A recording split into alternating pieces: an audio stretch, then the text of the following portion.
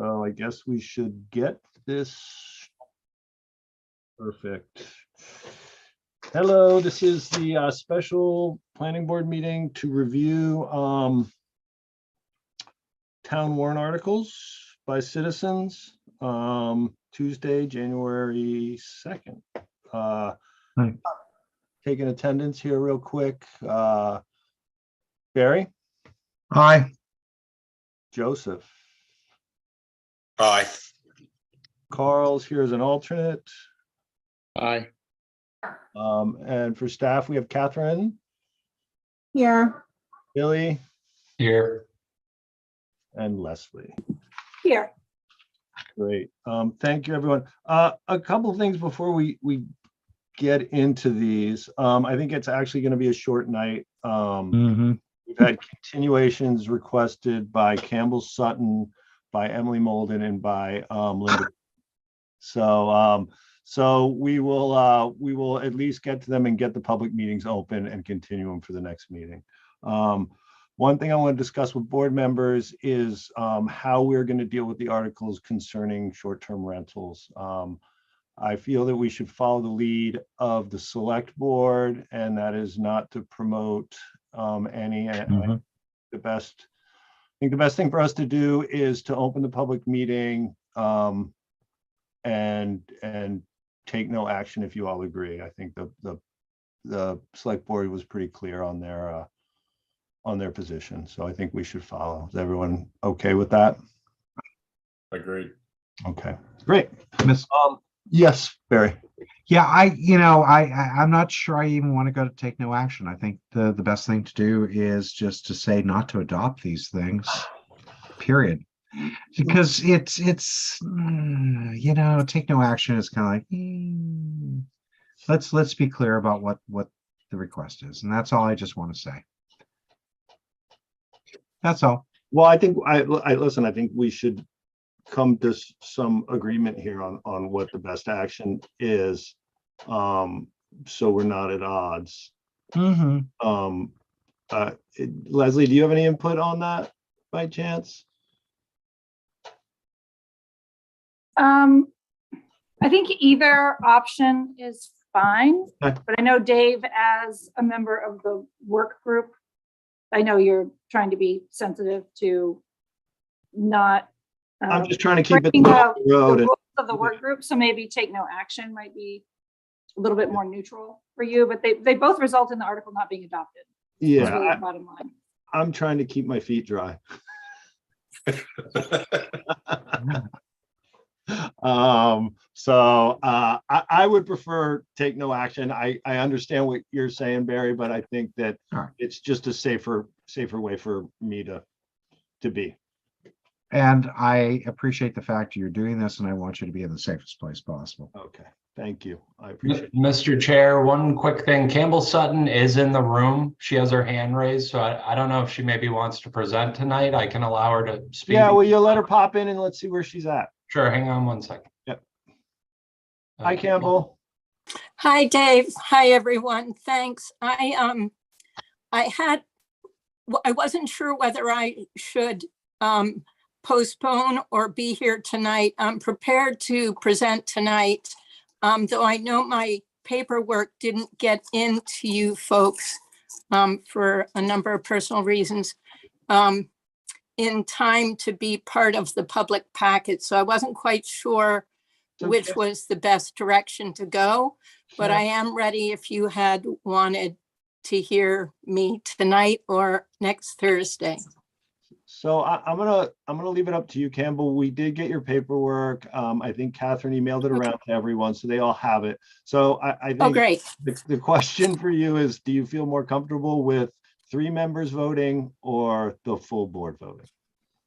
I think the end result will be the same as far as the way the board votes when it comes to anything I propose.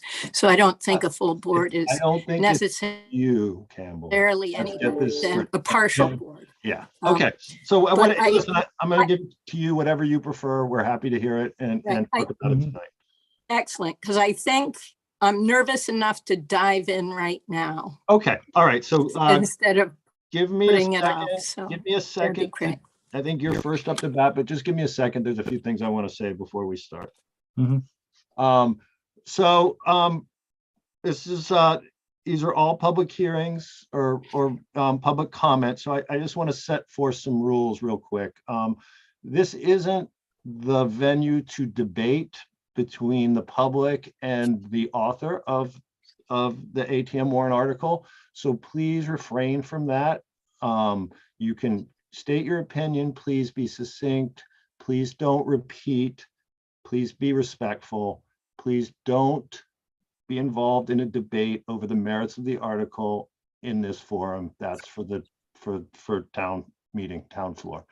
All right. I think that's it. So oh, you are not up first. Thought you were, Campbell. So just hold on. We will get to you. The first one is Linda Williams. She is not here and wants to continue this, but get to it here. It's not in the same order.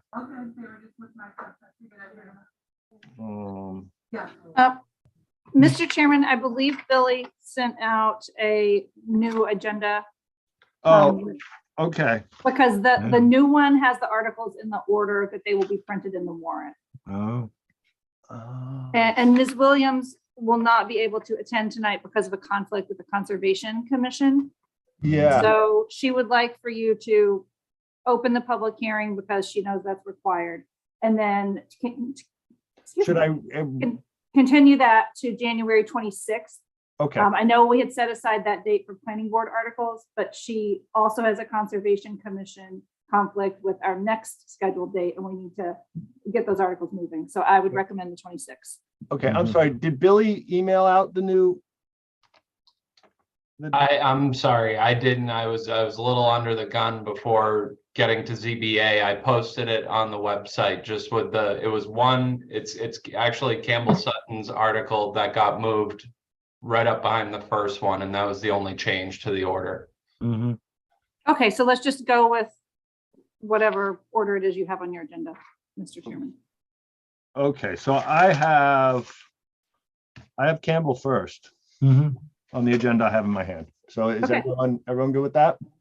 Mhm. Why don't we get Campbell in here and she can introduce her article?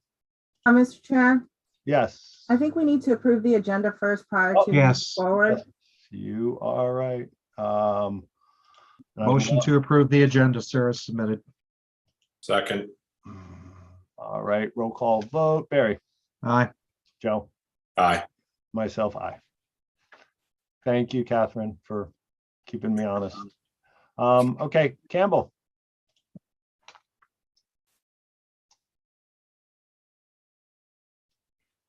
Good afternoon, everyone. I'd like to thank you for your time this afternoon. I've heard you want to go through these articles quickly, so I've prepared a statement to read. Mhm. It shouldn't take more than 4 minutes of your time. So I ask that you keep an open mind regarding my petition as I read. Thank you in advance. Okay. I think you're all familiar with my article, so I'm just going to pop right into my prepared statement. The purpose of my proposal is to first establish basic parameters around pool and associated equipment placement on lots within town residential districts not already covered by existing regulations under Chapter 139-2, 1 and 2. And second, to promote the well-being of neighbors and neighborhoods. Why, one may wonder, is this necessary? First, to provide property owners, architects, and designers guidance on locating said features when planning and developing properties on Nantucket. Second, to provide approval boards, permitting agencies, and their staff a definitive basis from which to make approvals.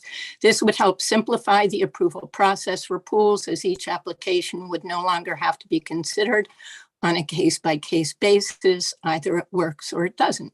This should also level the playing field, as all future pools would be subject to the same parameters.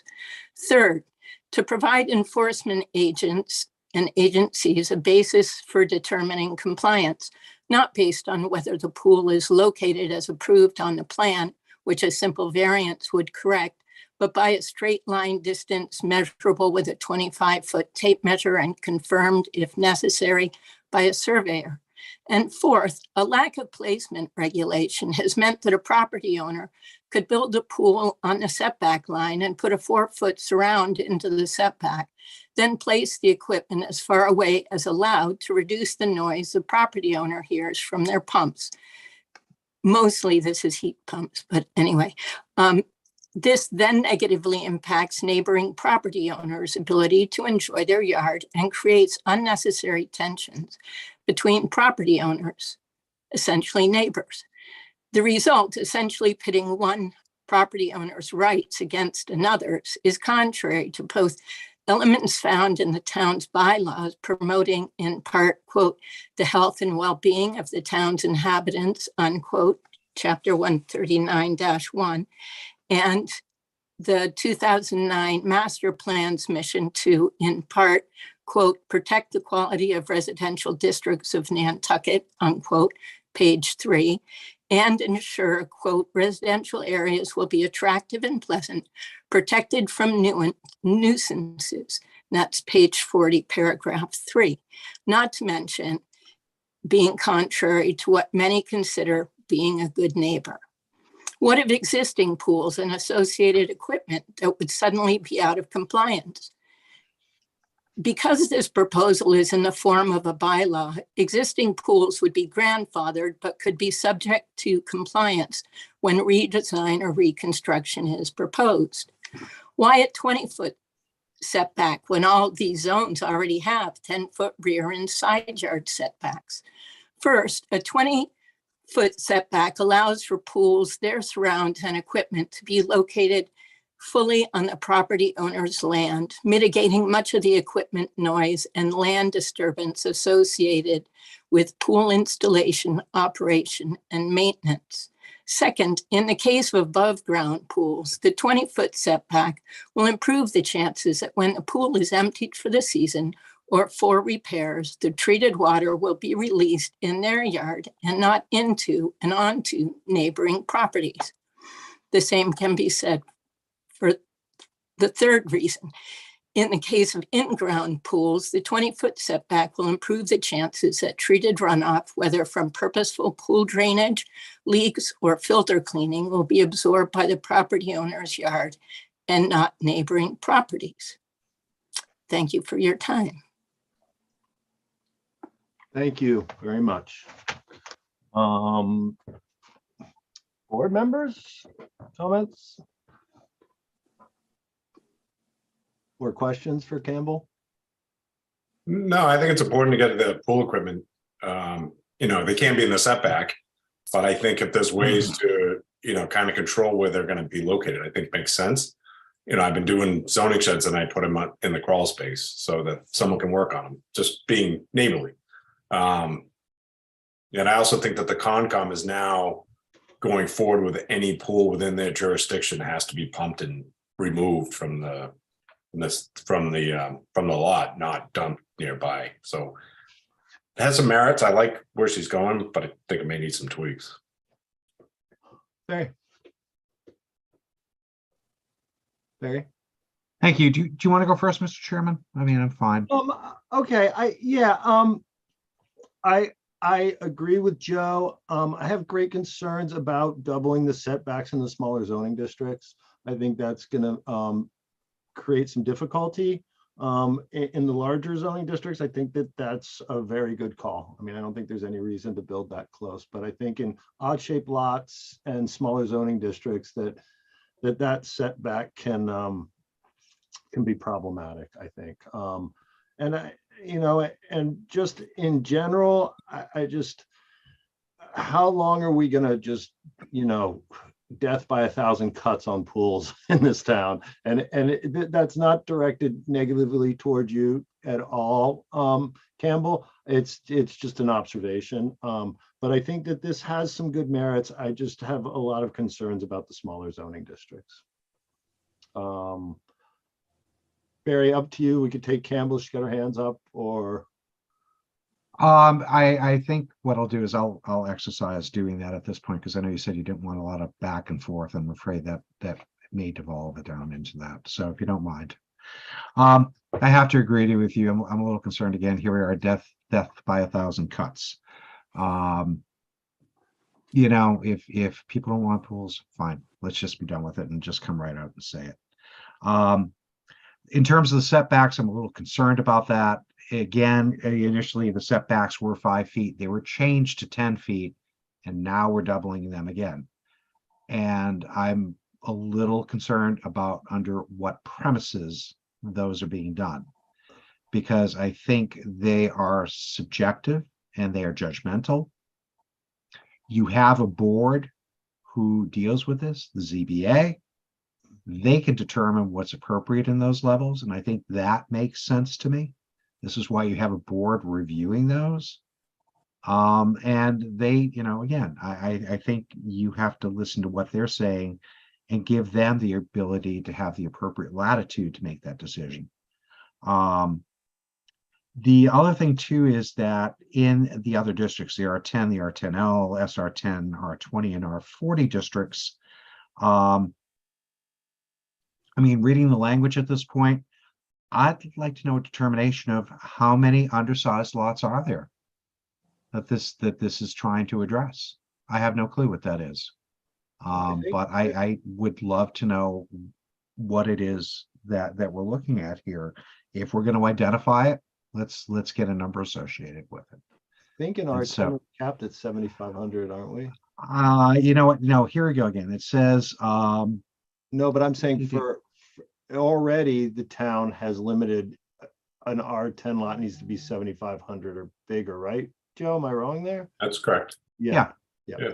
So there's not gonna be a ton of undersized lots getting. well, you know what? I don't know that for a fact. I don't know that. And the article very clearly explicitly states that. So I'd like from, you know, the person who's submitting it to know exactly what that number turns out to be, not just for one area either, but for each one of the areas identified in here. So I think we can make some decisions about what that means. I don't want to be dealing with amorphous information.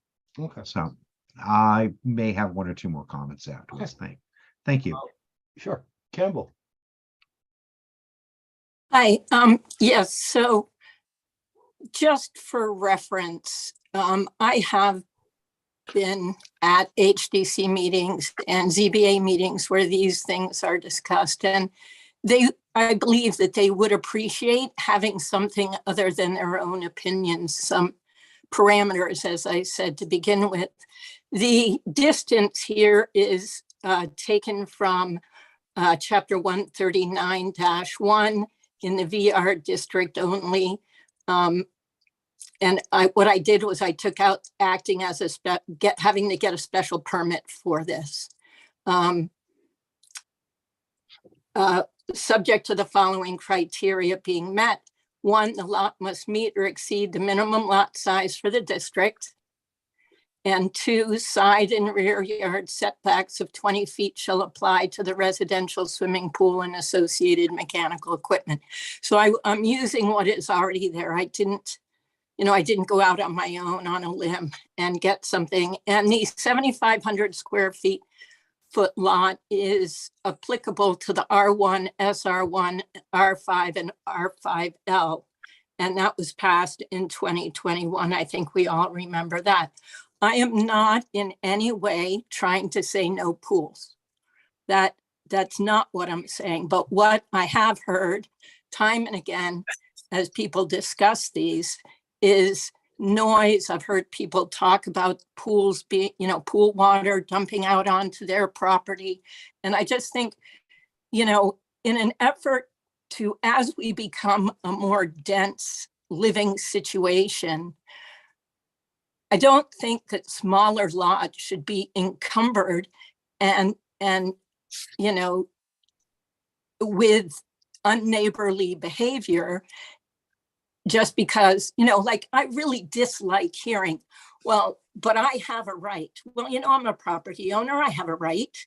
Maybe I have a right to peace and quiet. And I guess what I was thinking ultimately is if with this proposal, if it were to be accepted, put in with the reduction in decibel levels to 30 feet. That to me means that with the 20-foot setback for the pool, and this is the pool, not the surround, not, you know, things like that, just the physical structure of the pool, that 20-foot plus the 10-foot setback in my yard is equal to 30 feet. So that if I happen to be in my yard reading a book or doing yoga or whatever, gardening, whatever people might be doing, there's a greater chance that I will be less irritated by the noise from the pool. And I'm not talking kids and like that. I'm talking actual pool noise. Now, just for reference, I have spent 18 years maintaining and operating a 78,000 gallon pool in the town district. So I know what they sound like. I know how they operate. I know what it takes. So I'm not, you know, I'm not reaching into the nether sphere to come up with the issues around treated pool water being pumped out. I've seen it pumped into the Bartlett Farm reservoir thing there. You know, I have done it myself. I know what happens. So I think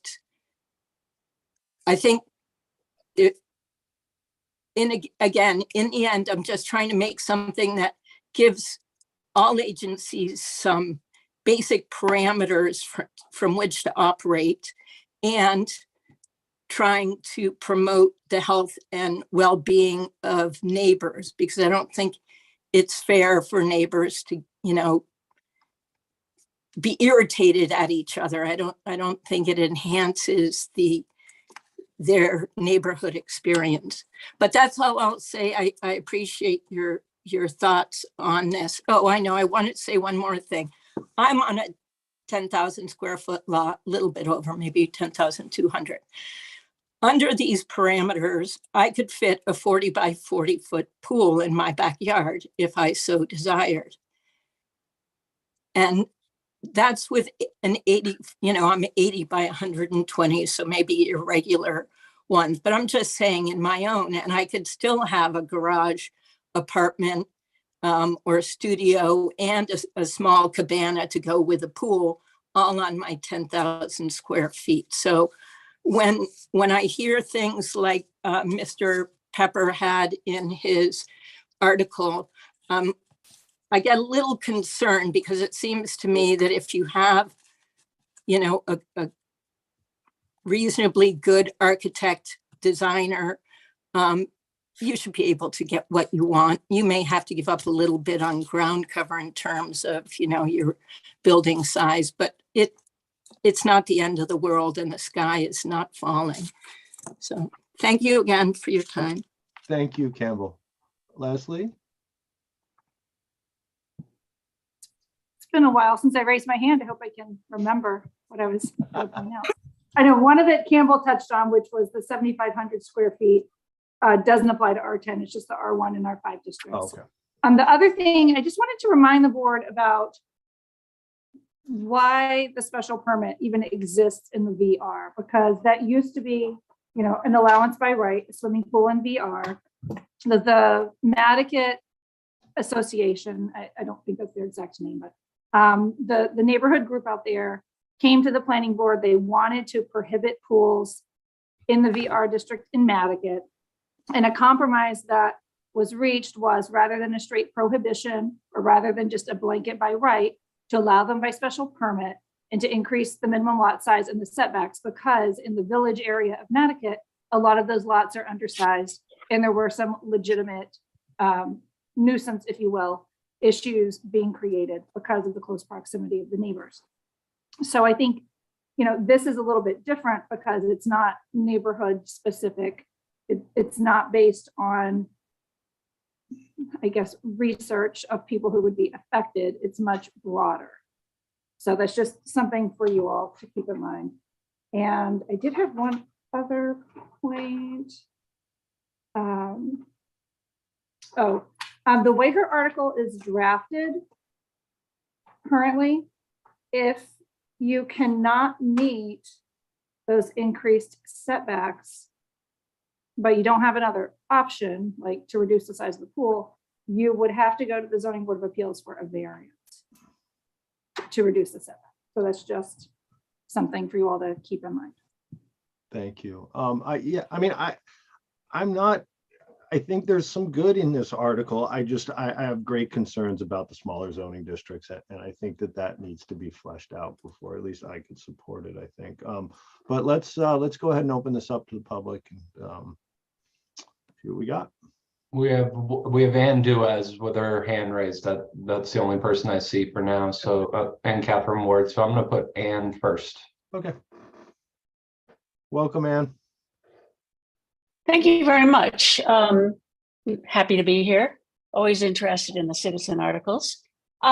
First of all, I'd like to commend Campbell for her initiative because I think that any time one can take the ability to argue one side or the other out of the equation, we're probably better off.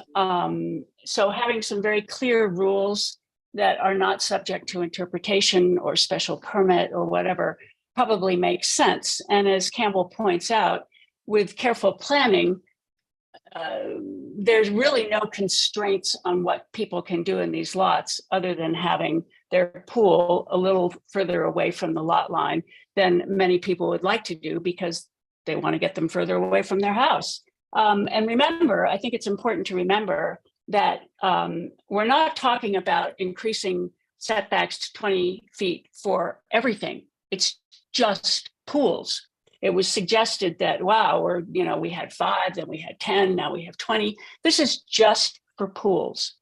And I think that we need to be very clear about that and not get obfuscated by an idea that it applies to more than just a pool. And I think also the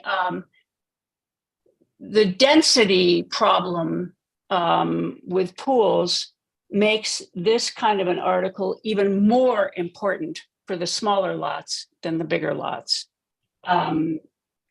So I think that on balance, maybe there are some tweaks, but I really commend Campbell for taking this initiative and trying to create a common set of rules and guidelines that everyone can understand, and it's not difficult to adhere to. Thank you. Thank you, Ann. Who do we have next? We have Catherine Ward next. All righty. Welcome, Catherine.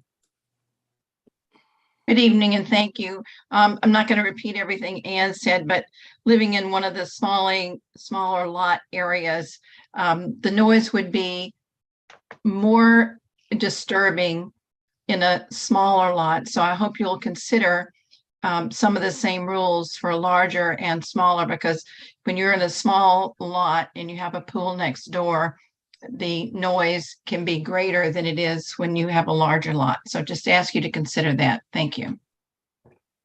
Thank you, Catherine. There's no one else with their hand raised currently. Okay. Pleasure of the board. Barry. Yeah, I just want to take it a bit further before we close at this point. I'm still a little concerned about the 10 versus 20.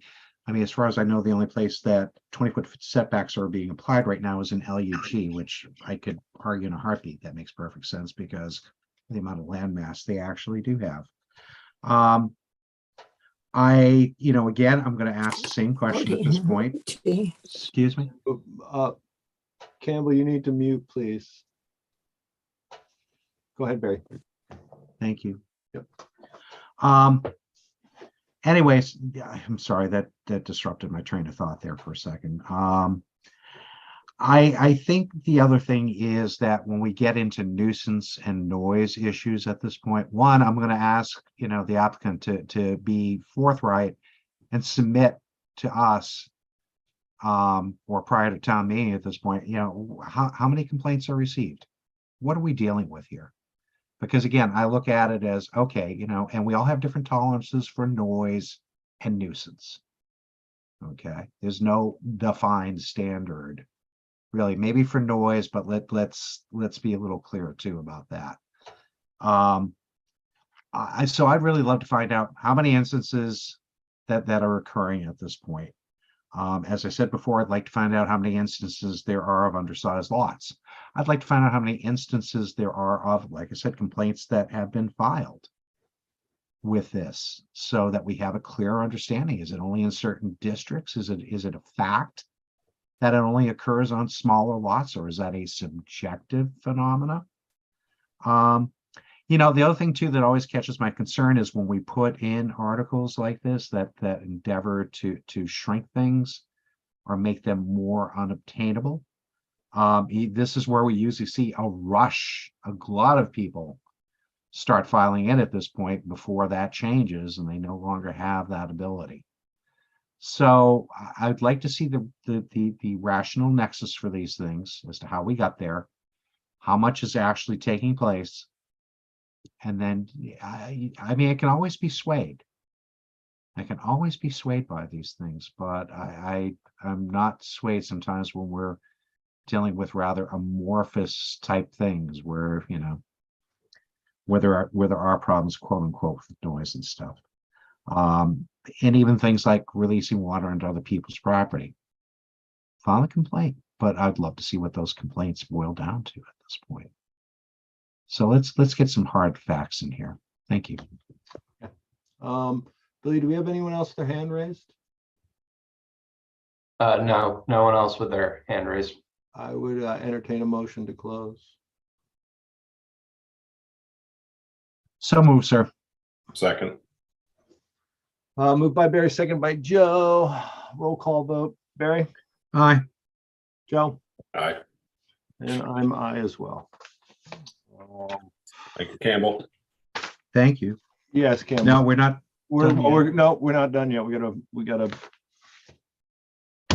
vote on how we want to proceed with this article. Mhm.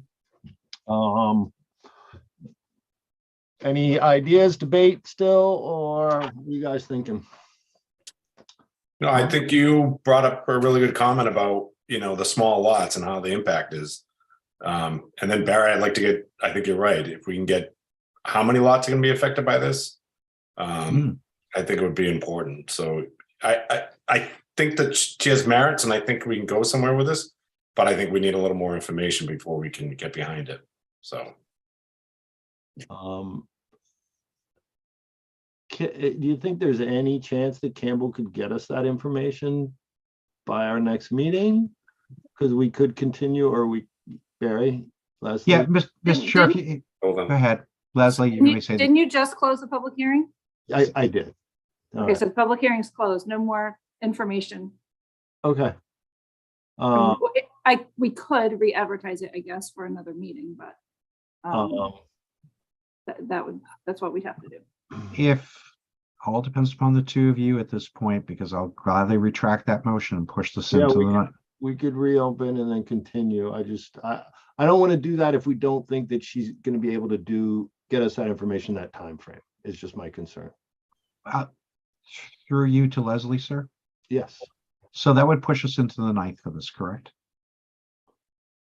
Yes, we have a really large agenda on the 26th with the planning board sponsored articles.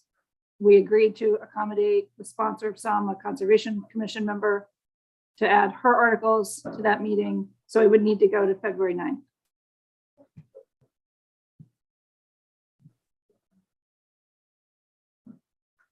So 3 weeks, Mm-hmm. a lot of data to gather. Lunch in 3 weeks. Better than the 26th. This is true. That is true. Leslie, you probably have a better sense of whether that amount of data is able to be pulled out and delivered in that period of time. So like, I totally understand. I think getting that information is doable. Our GIS coordinator, Nathan, can pull that out of the appraisal vision database. But February 9th doesn't have to be the meeting. I mean, that's just your next meeting. You have your regularly scheduled meeting on February 13th as well. Barry, do you mind retracting that? No, I wanted to see what the two of you wanted to do. If you're both feeling like you want to, I'm happy to do it. I wanted to get your feedback from both of you. Yeah, I mean, I think just to be fair to everyone. All involved, right, I think so should let give the me, opportunity. if the seconder concurs, I'm going to withdraw my motion to close the public hearing at this point. And I'll withdraw my second. Okay. And I'll So, I think, another roll call, I guess. Barry, aye. Joe, Aye. Dave, aye. And I'm sorry for the confusion. So let's continue no. this till, The 13th, maybe? is it the 13th, Leslie? February 13th? Awesome. Thank Oh. you. And Campbell, I hope that you're happy with that. I am, though, you know, having been on the bicycle and pedestrian committee and trying to hunt down complaints about or injuries by people, or complaints about, you know, these new electric bikes is really is difficult. And quite frankly, I think it moves away from what my main goal is, to establish some basic parameters around pool and associated equipment. And in doing so, I think promoting the well-being of neighbors and neighborhoods should not be out of the question.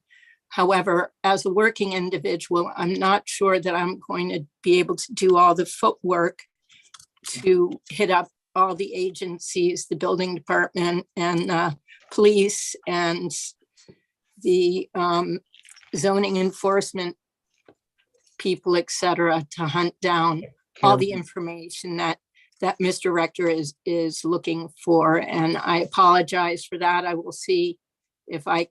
Campbell, let's just start can with find how another many place. properties this is gonna affect. I think is a really good place to start on this, and that should make the workload more. And I'm sorry, Barry, because I know that stuff's important to you, but I think if we can start at least with understanding how many properties is going to affect and what that's going to look like, I think that will help us a lot. Barry.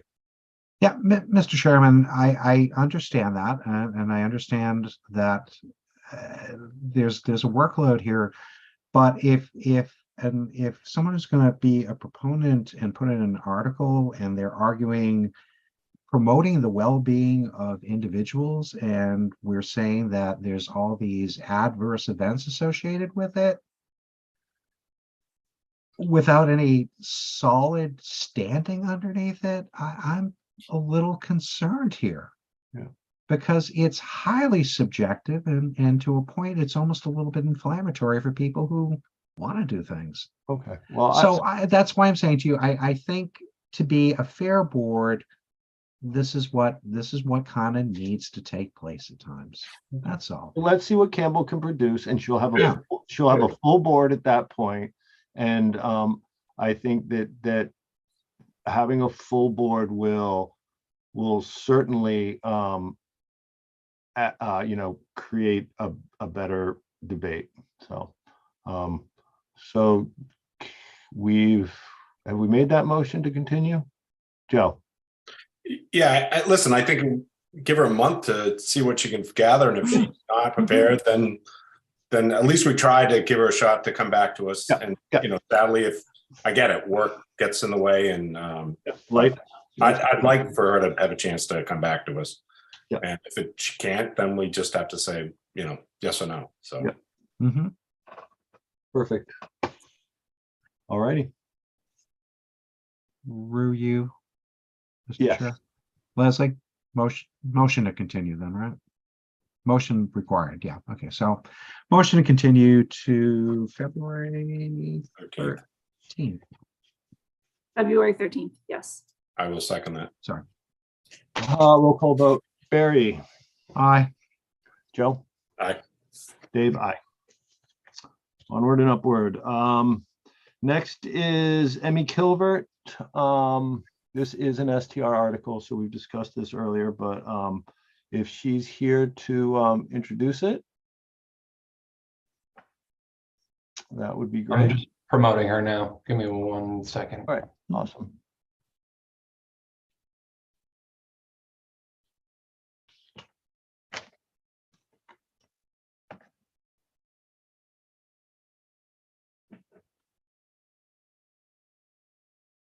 Welcome, Emmy. You're muted.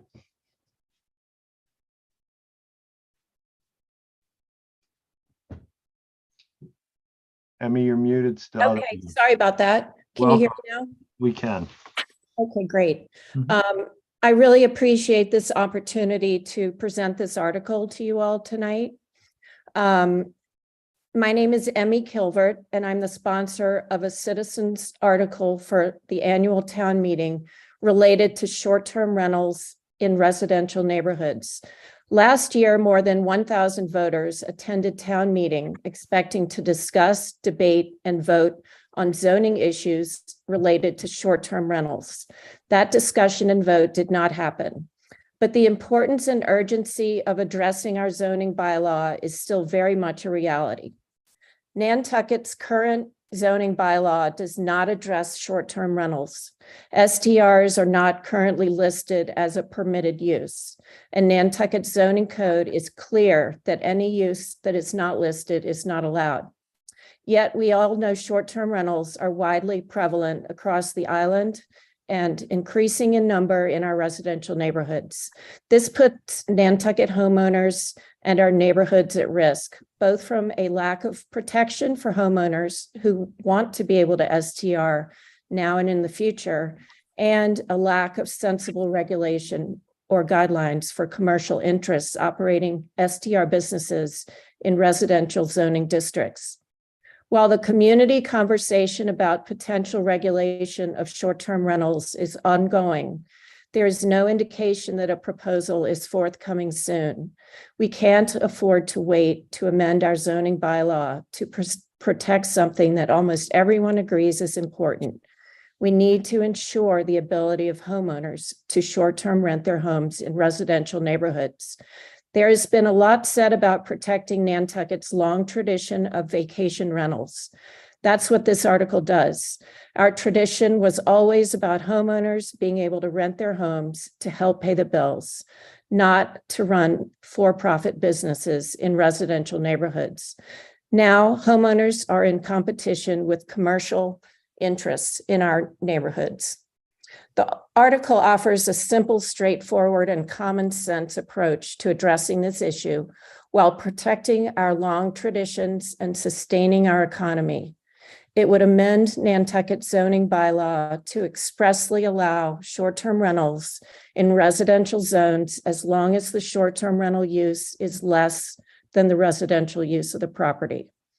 At the same time, the article would protect residential neighborhoods from unrestricted commercial interests. We cannot afford to wait to take action. Pending court cases in our own community could be decided by the courts at any time, which could result in a ruling that no short-term rentals are allowed in residential zones. Most people do not want to see this happen.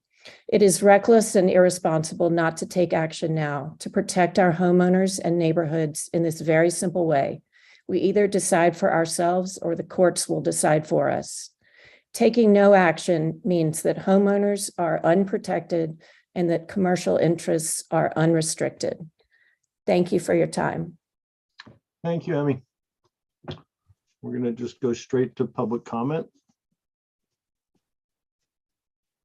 There are no hands raised at the moment. One, Catherine Ward. Welcome back, Kathy. You're muted.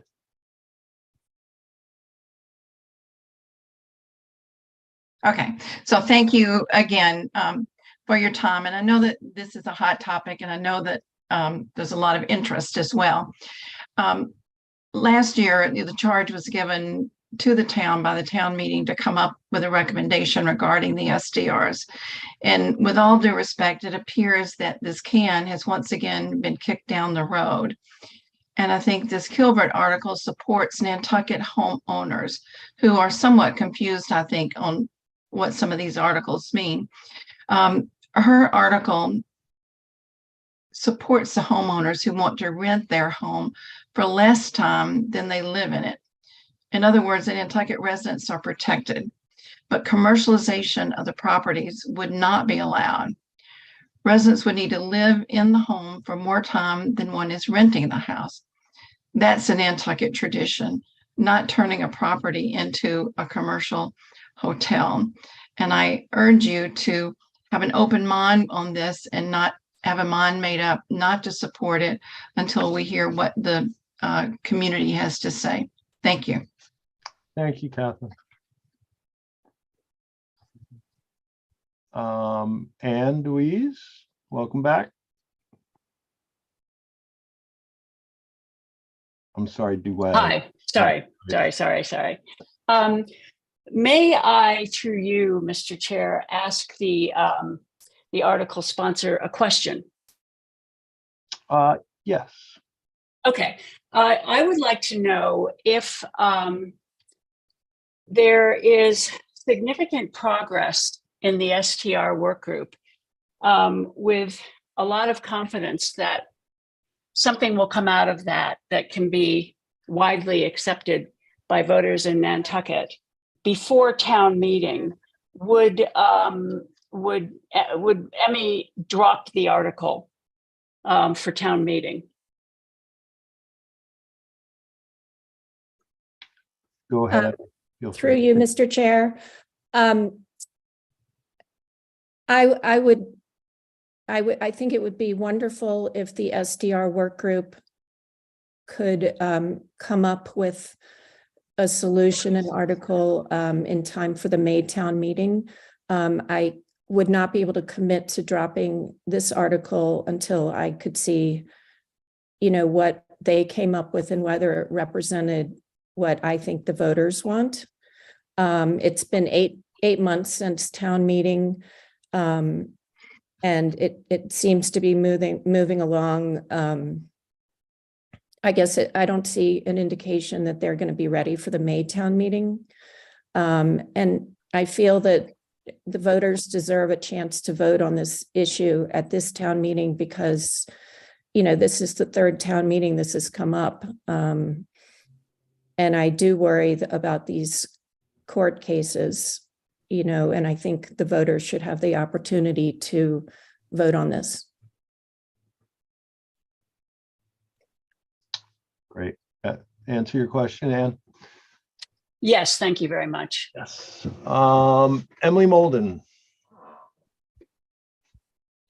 Thank you, Mr. Chair. Emily Molden. I would just very generally share some support for the approach of allowing SDRs as accessory uses, but we'll certainly continue to review the implications of this proposal and others further in the coming weeks. Thank you. Thank you very much, Emily. I just witnessed Joe walking on water. It was impressive. Do we have anyone else, Billy? Yes, we have Eric Silpen. Yep. Welcome, Eric. You are muted. Oh, there you go. There you go. Thank you. Thank you very much for listening. I certainly appreciate the comments that have been made. I would just like to support what Kathy has said regarding short-term rentals. And in all honesty, I have to tell you, my feeling is that until chickens grow lips, I do not feel that the current short-term rental working group is going to bring anything forward that is going to be satisfactory. So again, I support Kathy and I support Emily's efforts going forward. Thank you very much. Thank you, Eric. Oh, Eric, are you back or that just Oh, no, I'm sorry. Oh, thank you. Billy? Anyone else? No, no one else. All righty. Emmy, anything else from you? You satisfied? I think I am. I think I covered everything in my introduction and understand what you said at the beginning of the meeting regarding, the outcome. Yeah, okay. I appreciate you understanding that. It's not easy on this side either. So I would I think I'd entertain a motion to close the public hearing. So move, Mr. Chair. Second. Roll call. Joe? Aye. Barry? Aye. And I'm an aye as well. Would entertain a motion.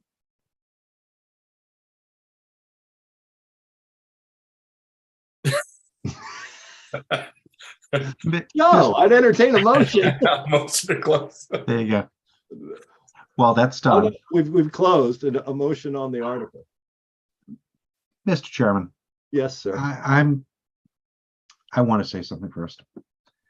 The wheels of government move slow at times, but I think from where we've come from to what I see today, especially with the STR work group, it takes a little bit to get your feet under you and get things done. But I think they're trying to move ahead in a very positive direction. And I think they came out after a great deal of soul searching and said, we need a little more time. And I know that's not perfect. It does not conform to what people would like in terms of what I would call a rather snap judgment for things. But I think they're working hard. I really do. And I would probably just ask people to kind of give that respect back a little bit. I mean, if they don't come up, then you've got all the ammunition in the world to say, here we go. I get it. But respectfully, I know, having done this for as long as I have, things don't always move according to other people's timetables. And I think you sometimes you need to just step back a little bit and, like, okay, show me what you got. Show me what you got. So in the end, I know one way or another. So I'm going to make a motion at this point that we do not adopt this article. Second that. Just because I feel like the STR group is working in a positive manner. I feel like they are close, and I think just trying to get the thing up and running was hard enough and get the parameters. But now I think that they are working for everyone, and I think they want to get it correct. So I do know that it probably won't get to this town meeting, but it'll probably be on the next, one coming up, that the following. So I really think that we just need to give them time. And I respect everyone that is having issues with this, but I really think that, I don't want to muddy the water. I think that we just need to kind of keep moving in the direction we are. And you're right, town government takes much longer than anticipated. So it's just frustrating at times. So, but Emmy, I think I respect what you did, and I think you have a well-written document and it's well-intended. So thank you. So that was a second. That was a second. It was a long one, but I wanted to say why. All right, Barry. Aye. Joe? And I'm an aye as well. Unanimous. Emmy, thank you very much. And Thank you. I think Joe put it well. I don't need to repeat it. Thank you for your time. Yeah. Thank you, Rena. Excuse me, was that a motion to take no action or was that Yes. a negative? Take no action? Take no action. I think. Mr. Chairman, No, well, Barry made the motion. Yeah, we're very sorry.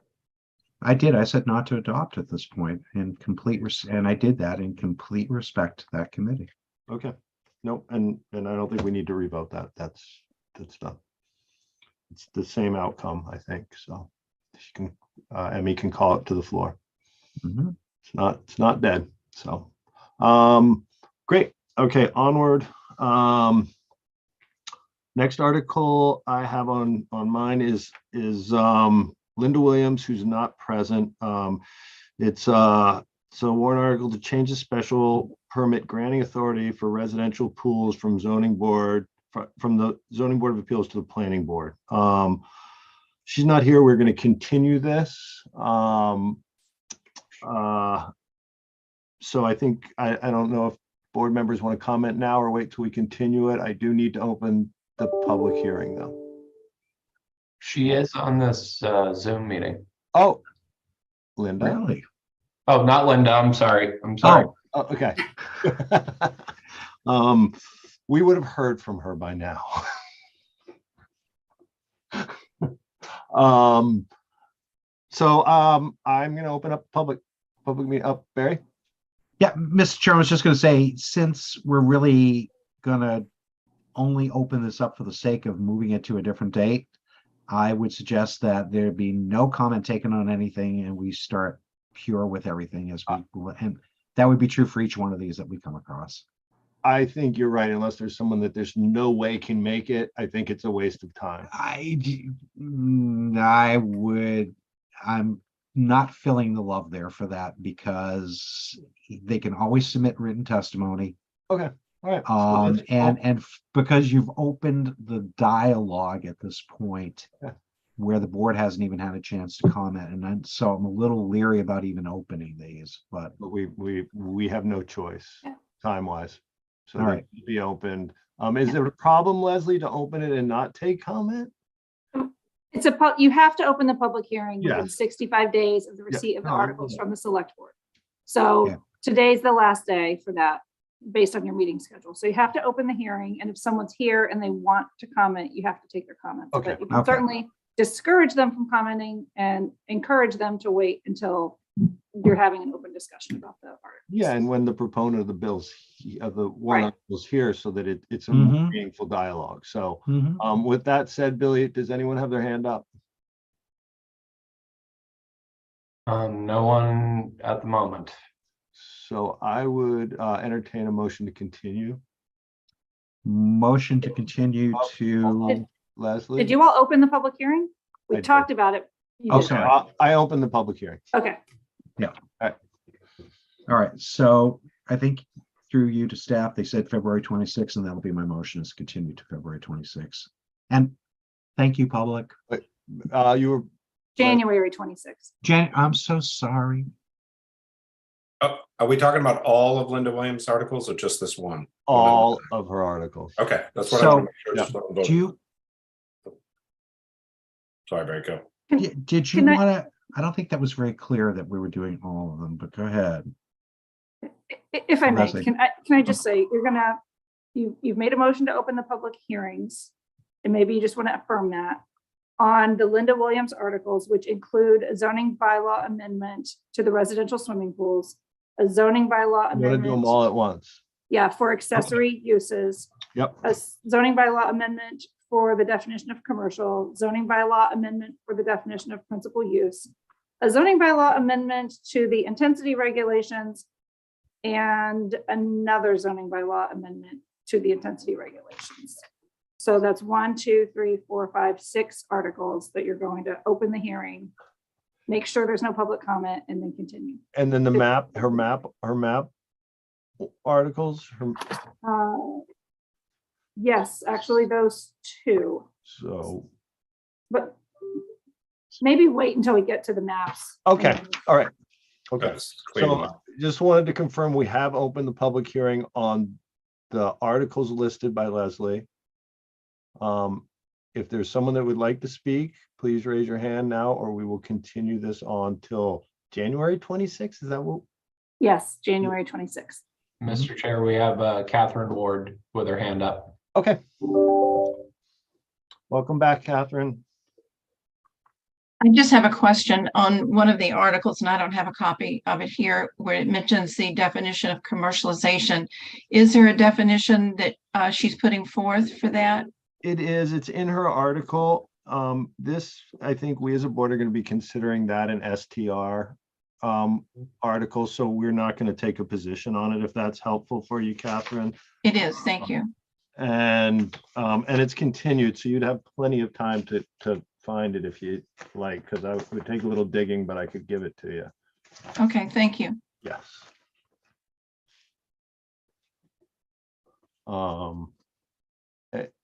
Anyone, so Catherine, you're gonna find that yourself? Wasn't clear on that, I'm sorry. If I can go on your website and find it, then I'll find it myself. So, You so I hate should to be take up able your to- time. Do you know what the number is, Billy, for that article, or Leslie? The articles aren't numbered yet because the warrant hasn't been adopted, but that article is on the 2023 annual town meeting page with all of the other citizen petition articles. Oh, Okay, perfect. thank you, Leslie. Thank you. So, yes, Barry. Just, I mean, it's so short, it's not even funny, and maybe you want your staff to read it real quickly, which will help reduce trying to find it as well too, because if it's the article I think we're talking about, it's pretty straightforward. It is very straightforward.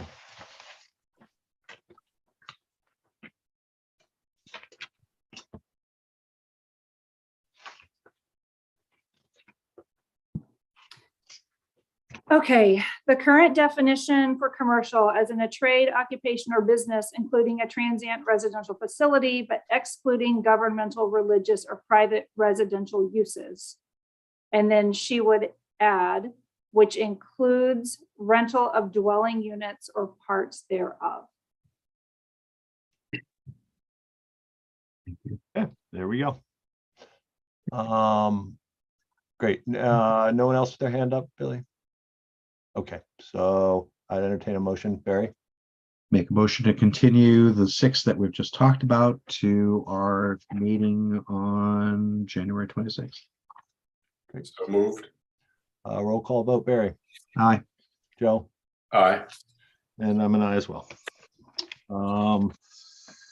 That brings us to Emily Molden's 2 articles, I believe. Am I missing one here? Williams.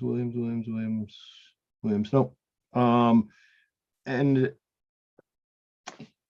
so Emily, would you like to introduce these? Oh, there you are. Sure thing. Hi, Mr. Chairman. Thank you. Thank you. Emily Molden.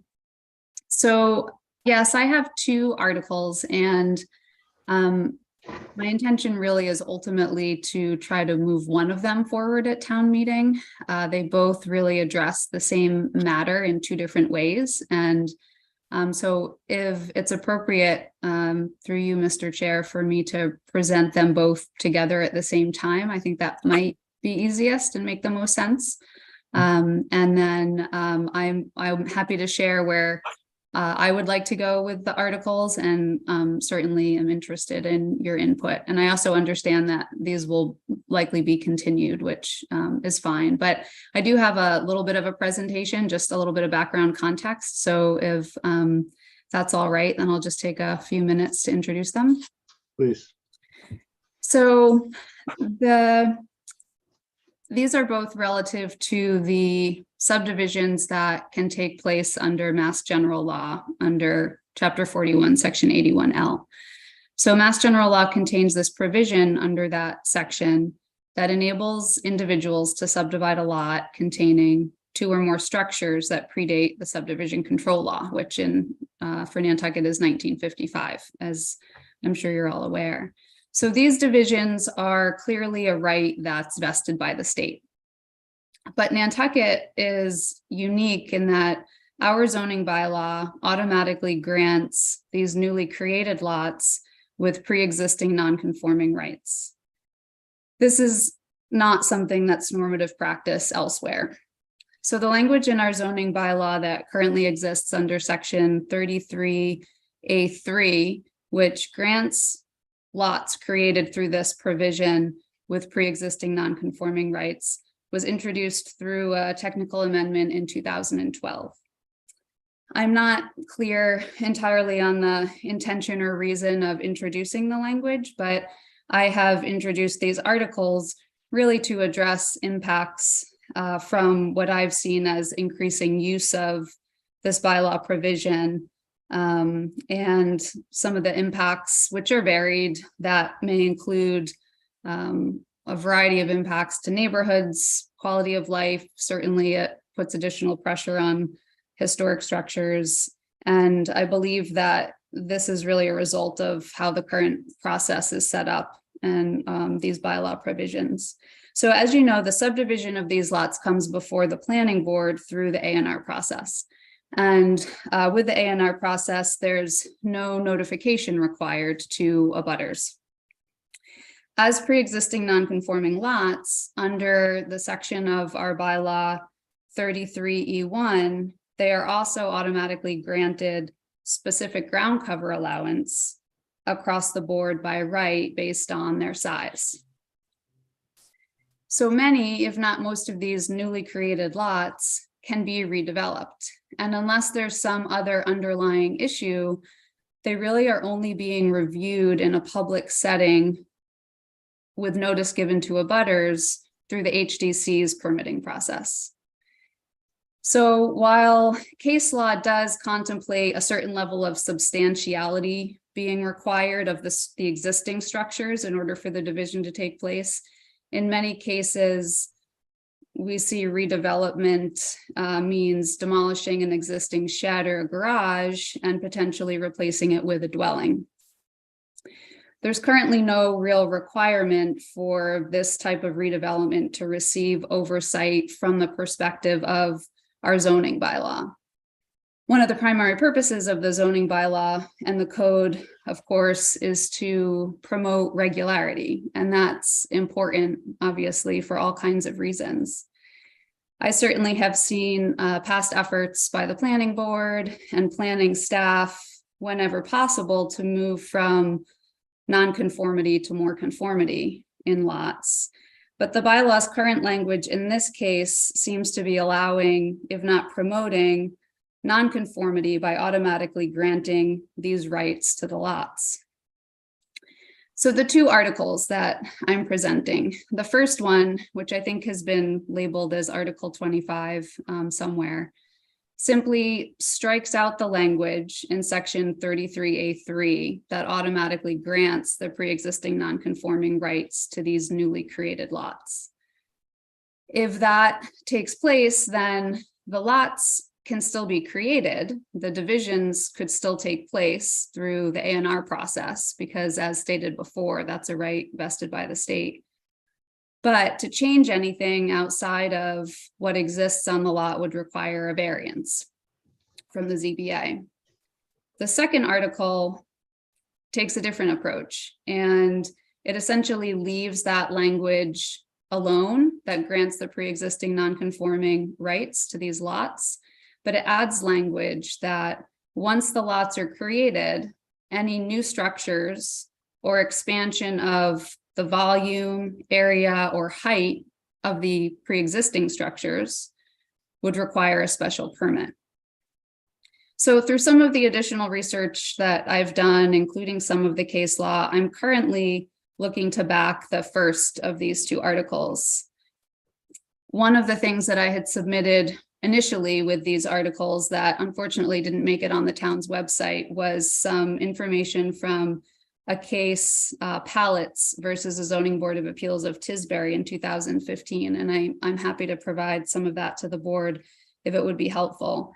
And in that case, the Massachusetts Supreme Judicial Court ruled that lots that are created by this existing structures exemption, that the law does not entitle the structures on those newly divided lots any protection against nonconformities that were created by the division, and that a variance would be required for those newly created nonconformities. So the way I see it right now, our zoning bylaw currently grants those rights, and I don't believe that it should. Doing so doesn't seem to advance the purpose of our code and does not seem to be in the best interest of neighborhoods or of communities. So just a couple final thoughts. I don't believe that this will eliminate people's ability to do anything with these lots once they're created. Again, with a variance, if a lot should be able to be developed, if it makes sense, then that could still happen. And in the process, any new nonconformities can be addressed. I also recognize that this means an additional step in the process. I think it's an important step for participation of abutters. And I also don't think it would be overly burdensome on the town. I did some research and reviewed planning board agendas going back to 2017 so far. And I found at least that in 2017, you saw 3 of these through the ANR process. In 2018, I found 2. In 2019 and 2020 each, I found 4. In 2021, I found 3. But in 2022, I found that you reviewed 8 through the ANR process. So certainly a few more than in years past. So I believe and understand that the planning board's purpose, obviously, in implementing the code is also to protect residents and neighborhoods and the surrounding environment. So I am here for your input and answer questions, and ultimately I'm hoping for your support. Thank you. Thank you, Emily. Any questions from the board?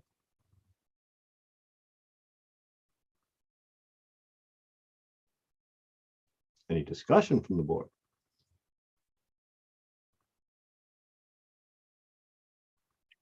All righty. Oh, Barry. That's right. Let's call the public first, and then I want to circle back, please. Okay, I'm gonna open up the public meeting then. We have one person with their hand raised, Stephanie Bradford. Okay, I'm gonna welcome Stephanie. I just want to go to Leslie real quick here. Sorry. Leslie. Okay, I just wanted to thank Emily for her presentation now that I've heard from her, which I just haven't had a chance to reach out in advance of the meeting. Her proposal is much clearer because I was reading the two together and it didn't really make a lot of sense. So now it does.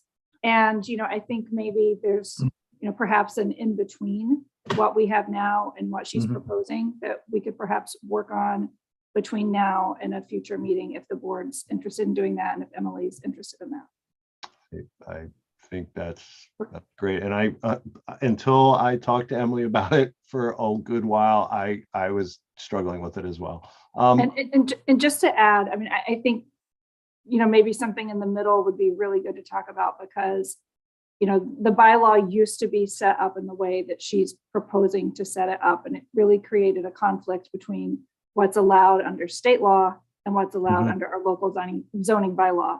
So the reason we revised it was to make the two consistent, but perhaps there is a compromise in between that makes some more sense. Great. Thank you. Barry, I'm going to go to Stephanie and then back to you. Hi, Stephanie, welcome. Hi, thanks. Is there a way I can turn off my, anyway, my name is Stephanie Bradford and my family and I have owned the house and the property at 128 Main Street for 3 generations now.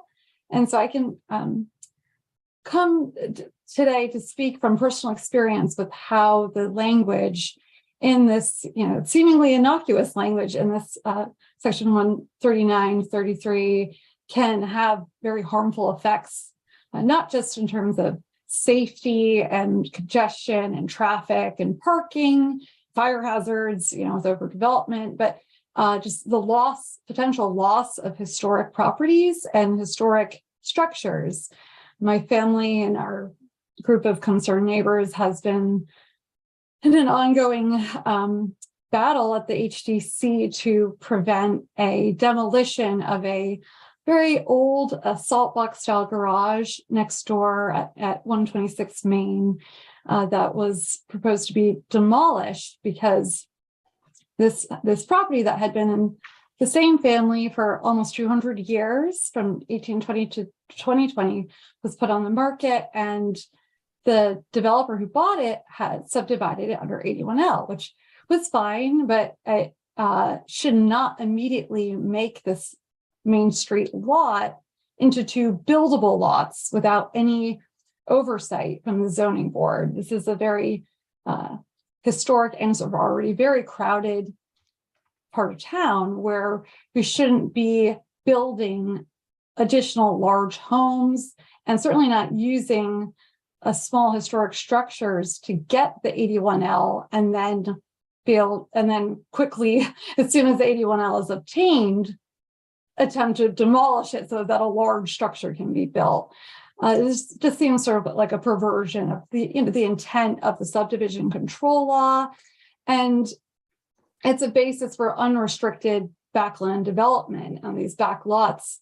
And just because a lot can be divided under the 81L exception, doesn't mean that the resulting lots should be buildable under the zoning ordinance, regardless of any existing frontage or lot size requirements.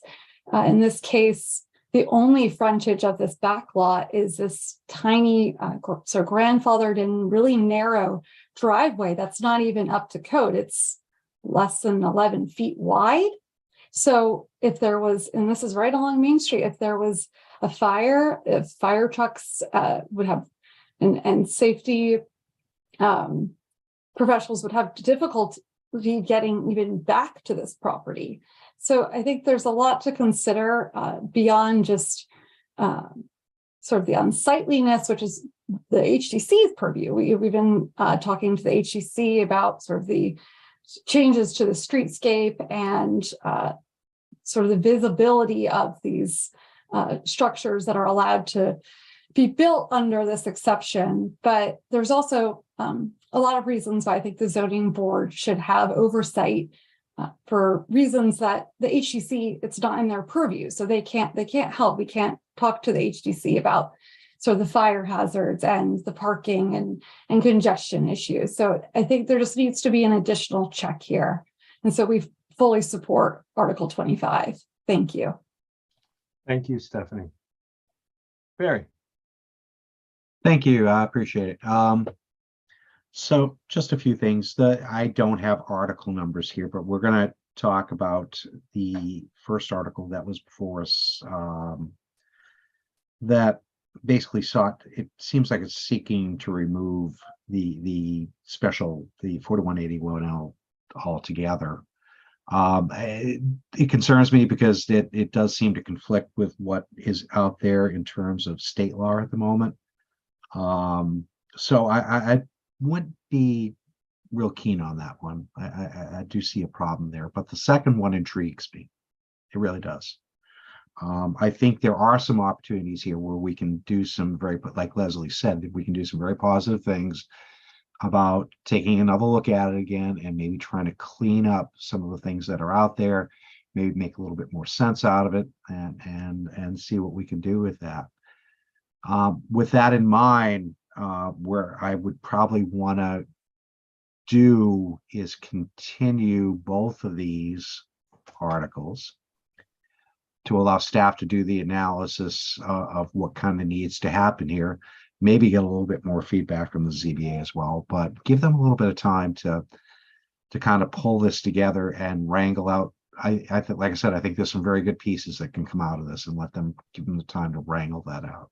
So thank you. Perfect, Barry. I think that's good thoughts. Joe.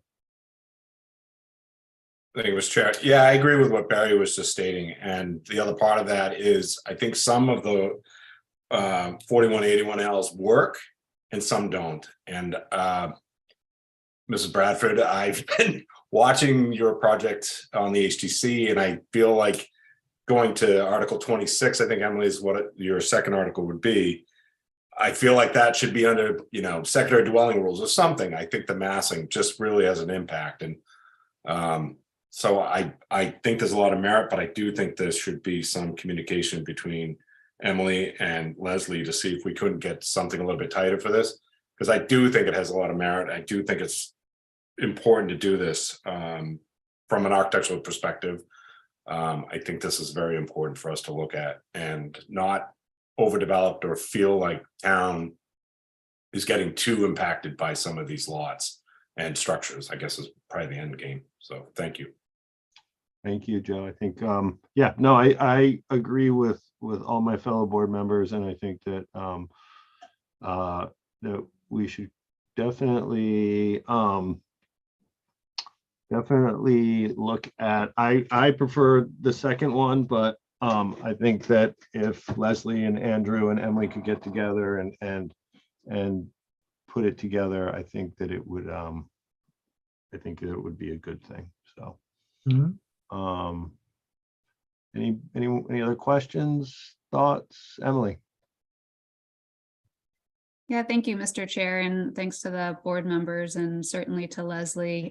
I would be very happy to chat with you further about how to move forward with these articles.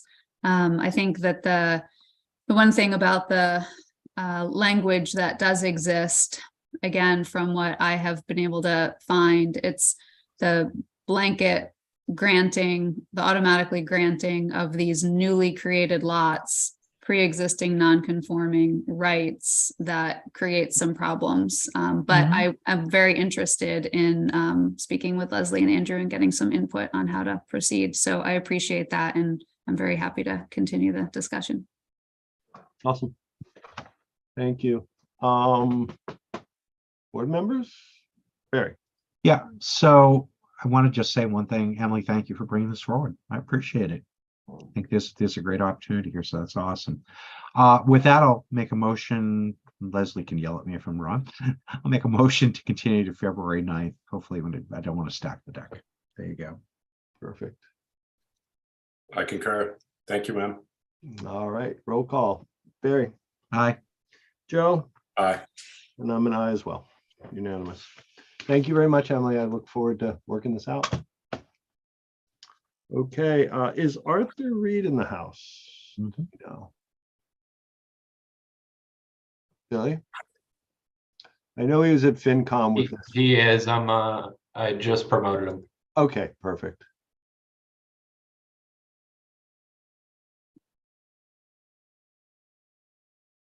Hey, Arthur, you got to practice with FinCom now. Now it's the real deal with us. I think you're muted, Arthur. There you go. Yeah, 6 of one, half a dozen of another. Glad to be on. And the timing was perfect. I just finished my matter there just as you were starting on Emily's. This is an article that I have submitted on behalf of my client, Plumbers Supply Company, and its related entity, Granite City Electric, both those companies being owned by the Jones family, who I've represented for many years. They have the building at 18 Arrowhead Drive, where they, which is basically a facility that serves the plumbing and electrical community with equipment that they sell. Occasionally, customers are brought there, but primarily, it's effectively a wholesale operation from that location. And this is in an area that's at the present time in RC2. There is some question as to whether the 18 Arrowhead building is in CI or RC2. The zoning map would show it as being in RC2, and the assessor's reference shows it as being in CI. But in any event, what we would like to do is to put it together with the adjacent properties at 12 and 20 Arrowhead Drive, which are owned by the same people in different entities. And I've also included adjacent properties that we don't own that bring it down to contiguity with an existing CMI series of lots. To put this in the CMI district, getting it out of RC2 entirely, which I know is something that's definitely a priority and an objective from a planning standpoint. The reason we picked CMI is that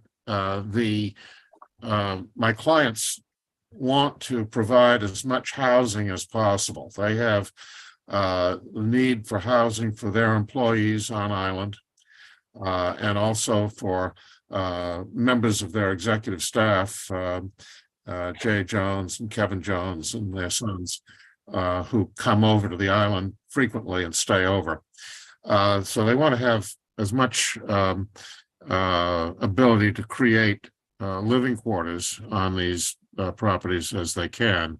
Right now, they have a duplex at 12 Arrowhead Drive. On 18 Arrowhead Drive, in addition to the commercial building, there's a duplex. On 20 Arrowhead Drive, which they bought a couple of years ago from Yates Gas, what used to be the Yates Gas office is at the present time an apartment in that building. And what they would like to do would be to create additional housing on that lot.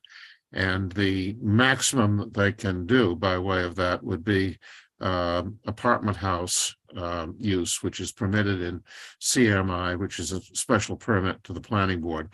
In any event, they want to provide as much housing as possible, as I say, for their employees and staff.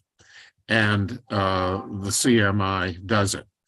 Again, it's contiguous with the suggestion of basically the bridge that we're proposing through these other lots, from these lots to the existing CMI zoning, so that it would all be contiguous in that district. And I believe that there's nothing that would be inconsistent in terms of the uses on other lots in that area. The commercial building at 18 Arrowhead is best described as bulk merchandise retail, which is specifically a permitted use in CMI. I think you have the memo that I prepared laying all of this out, which was in your packet, and I won't belabor this any further unless you have any questions. Arthur, so would this be would this be a 2/3 vote or just a majority at town meeting? 2/3. All zoning changes are 2/3. Well, but if they involve housing, Leslie? Yeah, it's not that only comes in certain situations involving it doesn't apply to a map change like this. Okay. Board members.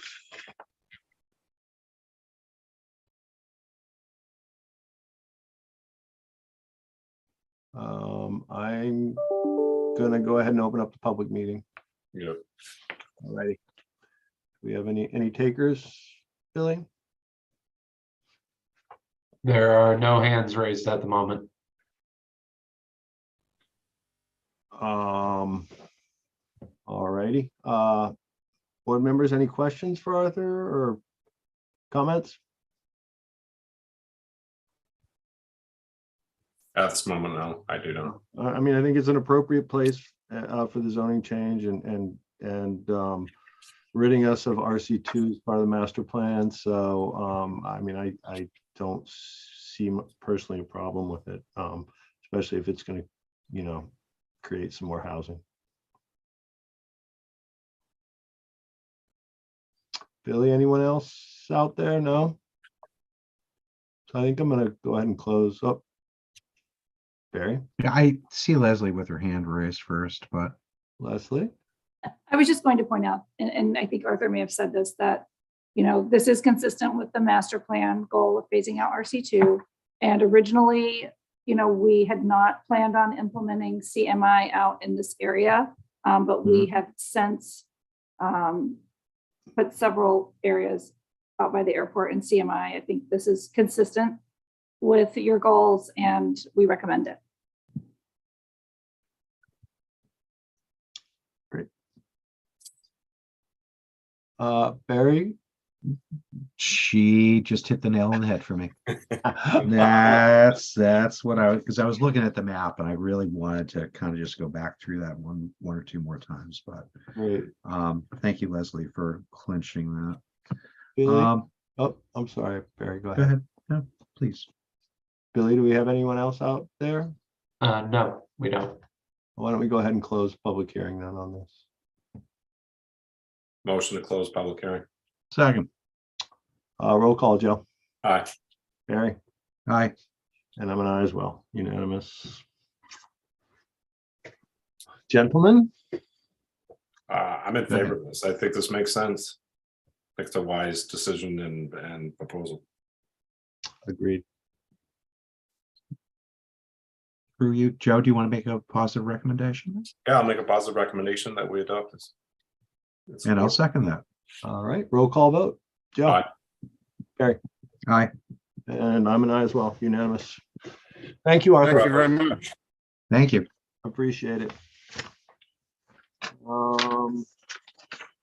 Okay, we are on to the One Evergreen Way, 21 Airport Road, Valero's, I believe this is. Do we have someone here that's going to introduce this to us? A Valero, maybe? I'm promoting Shane Valero right now. Perfect.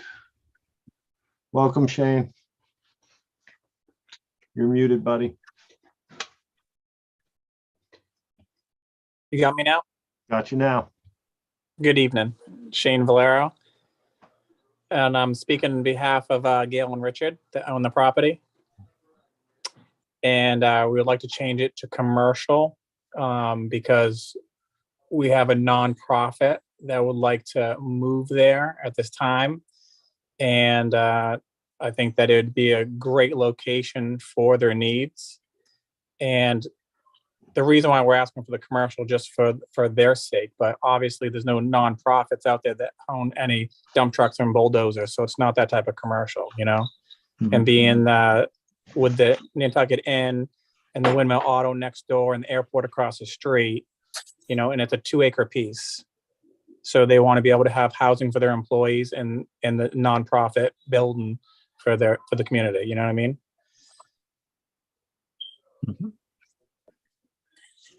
Awesome. Thank you, Shane. Stick around though, we might have some questions for you. Yes, sir. Board members. We go to public comment. Yep, I can do that. Open up public comment, please, Billy. There are no hands up. That stall tactic didn't work, Joe. Sorry. You can see the print. I like printed this one incorrectly, so I'm trying to read the article again. It's like minute. Right. Can I just jump in on this one? Yes. You know, this is an area that's in the town overlay district. It has water, sewer, there's a bike path kind of across the street, has all of the necessary infrastructure. Commercial, we think, is totally appropriate for this location because of those reasons and the adjacent commercial uses, the airport being across the street. Airport Road's a public way. It's consistent with the goal in the master plan of creating commercial nodes that are walkable to neighborhood areas. It connects to existing commercial neighborhood. So we recommend this article.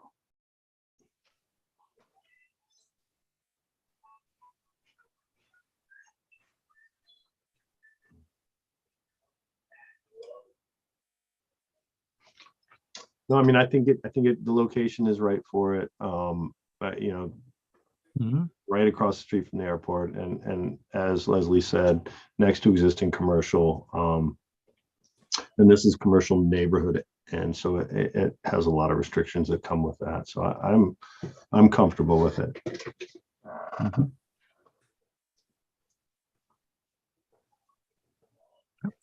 Anyone else? Joe ran to the printer. Wait a minute. We good? Anyone out there in Zoom land for us? No. No hands.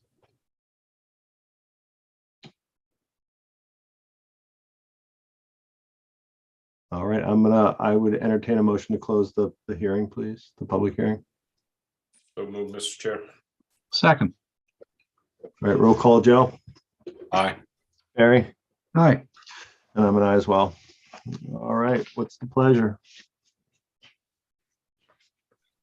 Thank you very much. I appreciate it. We're not done. We're not Oh, there. I'm done sorry. yet. Don't go anywhere yet, buddy. Close. It's getting late.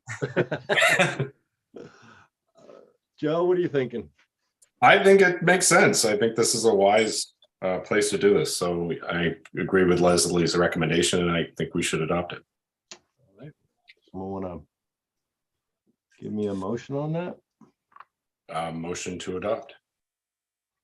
All right. I'll second that. Is it? Yeah, it's positive recommendation, right, Leslie? Or positive recommendation? Yep, motion to adopt. Thank you. Okay. Yeah. Great. Roll call, Joe. Aye. Barry, Aye. and I'm an aye as well. Thank you, Shane. You can Thanks, go Shane. now. Thank you so much. Appreciate it. Have a good night. You too. Okay, then we've got a couple Williams articles here that we'll take all at once. Oh no, we've got the Iller article first. So do we have Christine? No, Arthur, sorry, David Buckley has his hand raised, so I am gonna move him over. Perfect.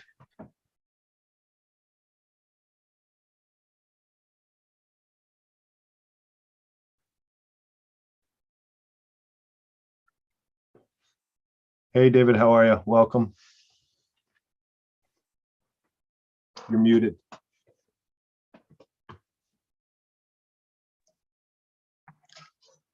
I'm here.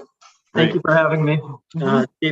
David Buckley, I represent Chrissy Iller. The purpose of this article is to, big picture,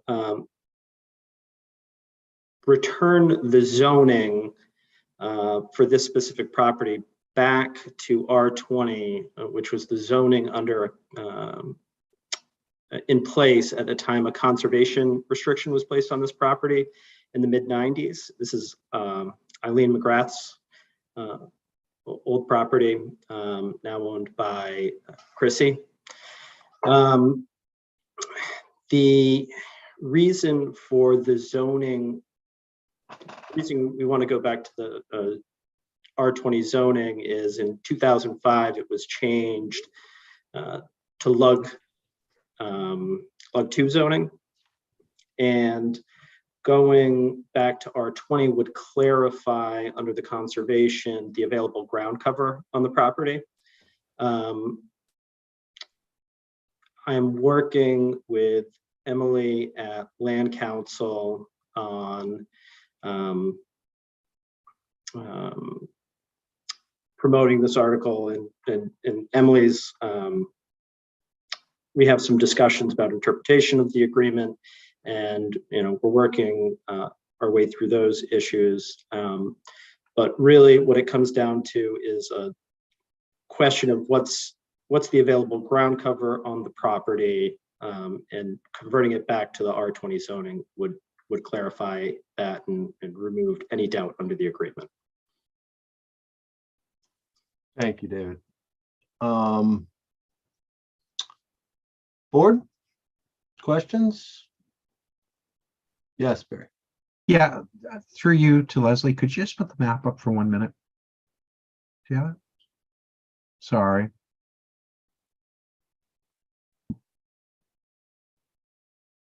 There we go. Okay. So anyways, I don't know, I'm kind of in favor of it. I think changing it over, the entire parcel over to R20 would make some sense to me, because if there's a different map that I saw that that actually showed where the conservation land was on this versus where the actual property is that's developed. And honestly, when you look at this, you can almost take the lot and cut it in half and realize that half of that, the front half of that, is all conservation land. So, and I think at the time when this was done, that wasn't realized. So it almost may be a little unfair to, the people who are here now. I'm gonna throw this phone out the door. I think I see the merit in doing this, and hopefully the is it the Land Council? Leslie, I'm so sorry. Yes. Who's got the front half of that? Yeah. I mean, yeah, hopefully they'll see the value in doing R20, to be fair to the people who are on the backside of this thing, as well as it would, even though it's in conservation, it still increases the value of it, should they ever sell it if it was an R20. So inherently the value gets increased anyways, and it's consistent with what else is on the map. So to me, I think this makes, I can see the rationale for wanting to do this and make that happen. Thank you. Thank you, Barry. And I agree with Barry 100%. Oof, God, well, I'm gonna be the dissenter amongst the three. Oh,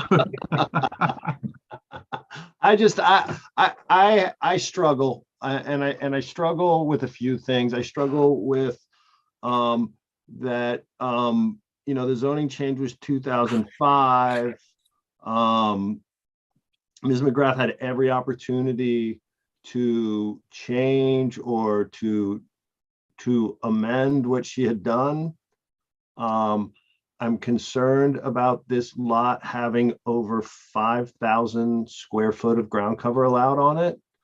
I'm concerned about the ability to subdivide the lot.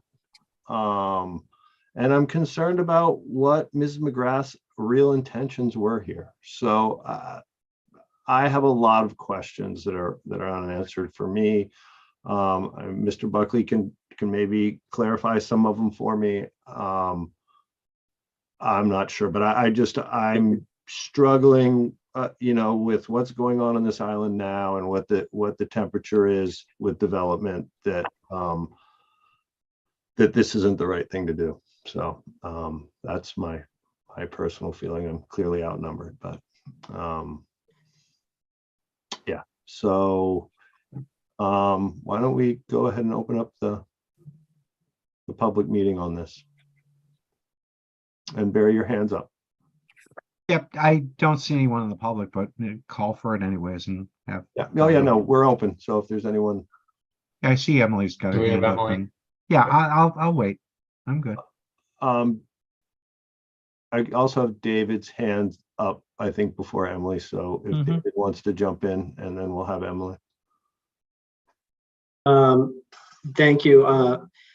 We are, under my interpretation of the conservation restriction, the subdivision is not a possibility, and we're committed to doing anything we can to ensure that. I'm working with Emily on ensuring that this lot is not subdividable. That was never the intention here.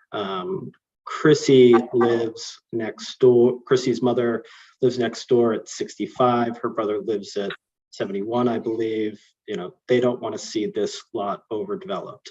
The 5,000 square feet is comparable, well, is what would have been allowed at the time that Eileen McGrath entered into the conservation restriction, and is actually what is in place at the property next door on her brother's property at 71. So if you want to, compare analogous, situations right next door, Eileen, put these two conservation restrictions on these two parcels that went to her niece and nephew.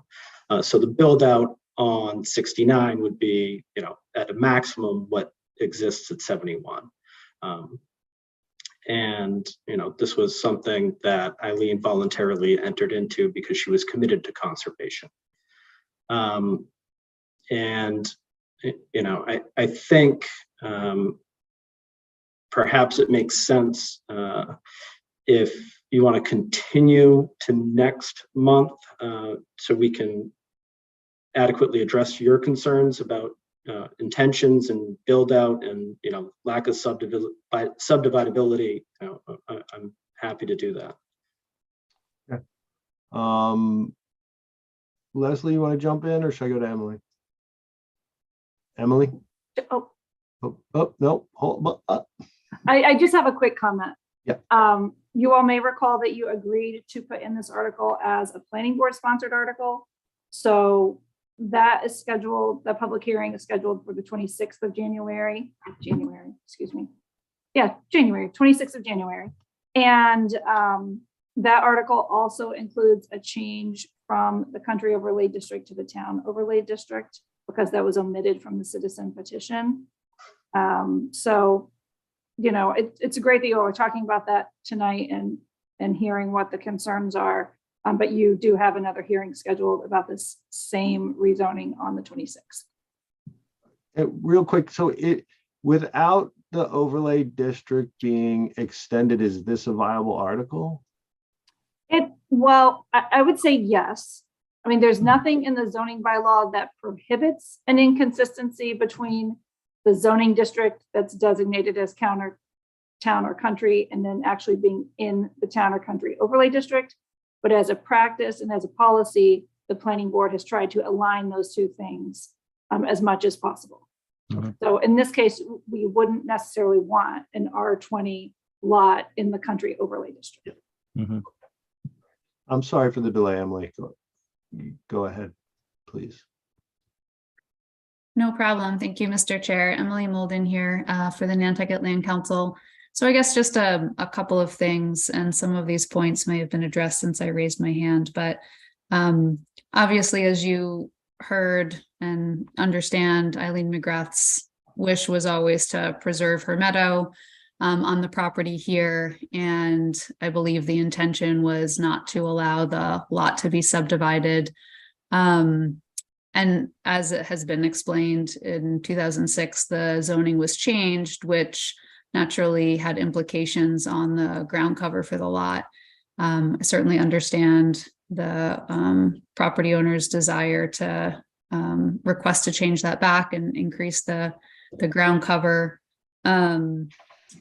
I actually raised the question to Mr. Buckley just earlier about whether the CR would in fact enable the back portion of that lot to be subdivided should the zoning be returned to R20. We have not come to a conclusion on that yet, and we're working together to try to do so. I understand that it was not their interpretation and their intention for it to be subdividable. I certainly would be supportive of having this continued so that we can try to determine the outcome of that before the article is moved forward in any way towards R20 zoning again. Thank you. Thank you, Emily. Even though I'm in the minority here, is there a way, I guess this is for you, Leslie, to come to an agreement that somehow isn't the full 5,000, but is something less? Is that something that's workable, or is that outside the scope, or is that? That's something that's definitely outside of the scope of the article to include as part of your motion. Yep. But it's certainly something that you could encourage the owners and the land council to work towards, perhaps a change in the conservation restriction or some other document that would further restrict the ground cover. And you all have had sort of side agreements on articles in the past in order for you to see your way to supporting them. So that's something they could work on if they want to. And it could be part of the basis of your decision about whether to support the article or not support the article. Okay. Barry? Go ahead, Dave, if you want to. I was just going to ask Billy if anyone out there had their hand up, but you can go ahead, Barry. So just a few quick things. Leslie, there was an older map that made very clear what the buildable parcel was and what the conservation restriction area was. I don't know if you have access to that or not. It's very telltale when you look at it. That may have been something that David submitted with the citizen article. Okay. I don't specifically remember. Yeah. That. I saw it. I think it was in our packet. It's hard to read. Hang on. Hang on for a minute. I'm sorry to have to delay things here. But no, it's fine. Let me see if I can find the blessed thing.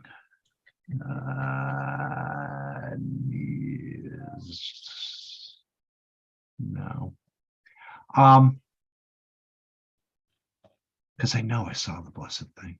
I just don't remember where it is. But yeah, I mean, I'd like a little bit of time because I think you honestly need to see it and how much land mass is really tied into conservation. Now, Leslie, at best, if they did switch to R20, about the only thing that could happen is that they could increase the size of the building, but that would be about it, right? There's no available subdivision that can. You can correct me at any stage here. So Barry, let me. Go ahead, Leslie. I was originally under the impression that subdivision would not be possible because of the conservation restriction, but it looks like that's something that we need to look into a Okay, little bit further.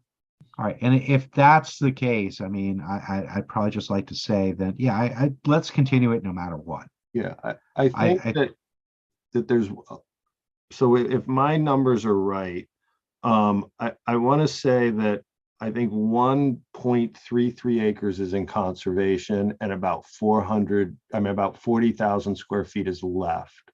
So that would make it subdividable, I think, if it's R20, if it's allowed under the, yeah, depends, but if it's allowed under the easement. David.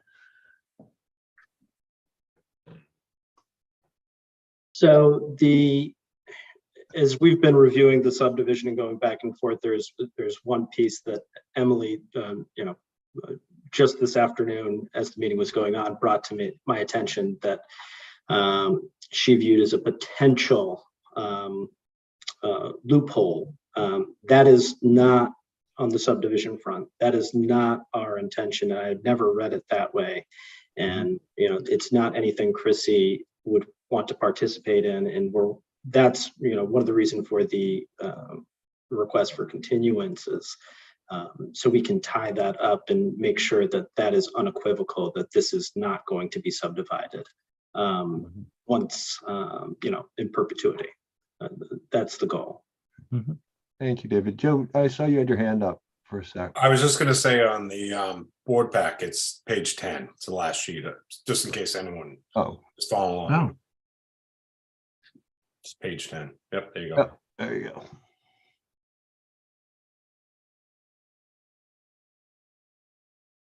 That's it.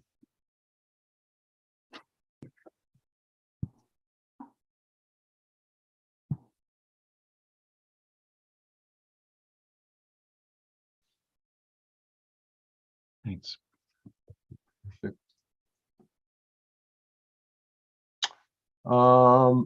No one out there, Billy? Campbell Sutton has her hand up. All righty. Hi, Campbell. Welcome back. Hi, everyone. Thanks for taking my comment. I just had a question. I thought I had heard that, just sort of in conversations, that the planning board was not trying to expand town overlay districts, and that they were not, I believe I've heard Ms. Snell say that they're really not in favor of overlay districts and would rather phase them out. So I'm wondering what the implications of extending the town overlay into this area, not just this property, but into this area, might have, and whether something in the county district zoning might work versus the R20. I believe the VR, not that you want to do VR or something, I believe that's also 20,000 square foot lots, half acre lots. So I'm just sort of wondering about that. Thank you. Thank you, Campbell. Leslie, do you want to? Yeah, sure. So what we want to discourage is the creation of new overlay districts, and we have been eliminating what we can over time. But the town and country overlay district is something that town meeting and the voters have repeatedly supported. And it designates like which area of the island should be considered the town, where maybe additional development should take place, and which part should be in the country. And the town area has access to, available infrastructure, paved roads, bike paths, bus service, school bus service, that kind of thing. And this particular property already is in the sewer district, which is consistent with the town overlay district. It has access to water, which is part of the town overlay. There's the bike path across the street. So all of those things are consistent with it being in the town overlay district. And while, LUG2 is great for this large parcel, because of the conservation restriction and the apparent lack of subdivision potential, that's why we were open to, working with the owner on R20. So we obviously need to do a little more research, but, changing the country zoning to town zoning instead of moving everything the opposite direction seems to make sense right here in this case. Okay, thank you. Thanks, Leslie. So it sounds like everyone wants a continuance here. So I would, unless we have someone in the public looking to speak, I would entertain a motion to close the public hearing. That is. No. We're going to keep it open. That's right. Okay, Dan, Yeah. To continue, please. Yeah. So I'll make a motion. We continue this to February 9th. Oh, Excuse sorry. me, if I can just Sorry. interject. Told you should scold me if I did. You have your own public hearing article. scheduled for the 26th. So first of all, I don't know if you even need this one anymore, because you could just apply everything to your own article, but at least at the minimum, put them on the same agenda, which would be the 26th Okay. of January. Thank you. And that's my motion. All right. I'll second that, Mr. Chair. All right. Roll call, Barry. Aye. Joe. Aye. And It's I'm, 6 o'clock. Oh, thank you. Sorry. And And that's unanimous. Okay. Thank you, Mr. Buckley, and thank you, Emily. All right, the next 2, 3 are all Linda's articles. One is to place property at 6 Elbow Lane in the Sconset Old Historic District into VN. The next is to place properties located at 105 and 107 Old South Road and 3 Miller Lane, 17 Airport Road and Old South Road, and Little Isle Lane, located in R20 to CN. And then the third one is to place 11, 17, and 19 Miller Lane and 77, 79, 81A, 81B, 83, 87, 91 Old South Road, currently in R20 district into R10. And we're going to open the public meeting on, or public hearing on that, with, again, the warning for anyone that wants to comment. You're welcome to comment, but your comments might be better said when the proponent and a full board is in session. So Billy, do we have anyone out there? Yeah, we have Arthur Reed with his hand raised. All right, great. Hello, Arthur. Welcome back. Thank you. I'm actually presenting, not Linda, on this one, the first one that's up on the SOH to VN at 6 Elbow Lane. Oh, okay. I represent the Sconset Trust. Okay. I don't know whether you want to switch me over or No, Arthur, why don't I can just go ahead and speak. Go for it. Okay. Present, please. Thank you. Okay.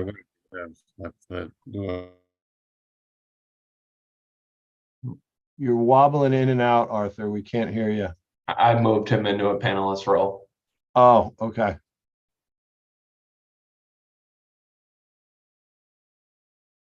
You're maybe unmute again, Arthur. Mhm.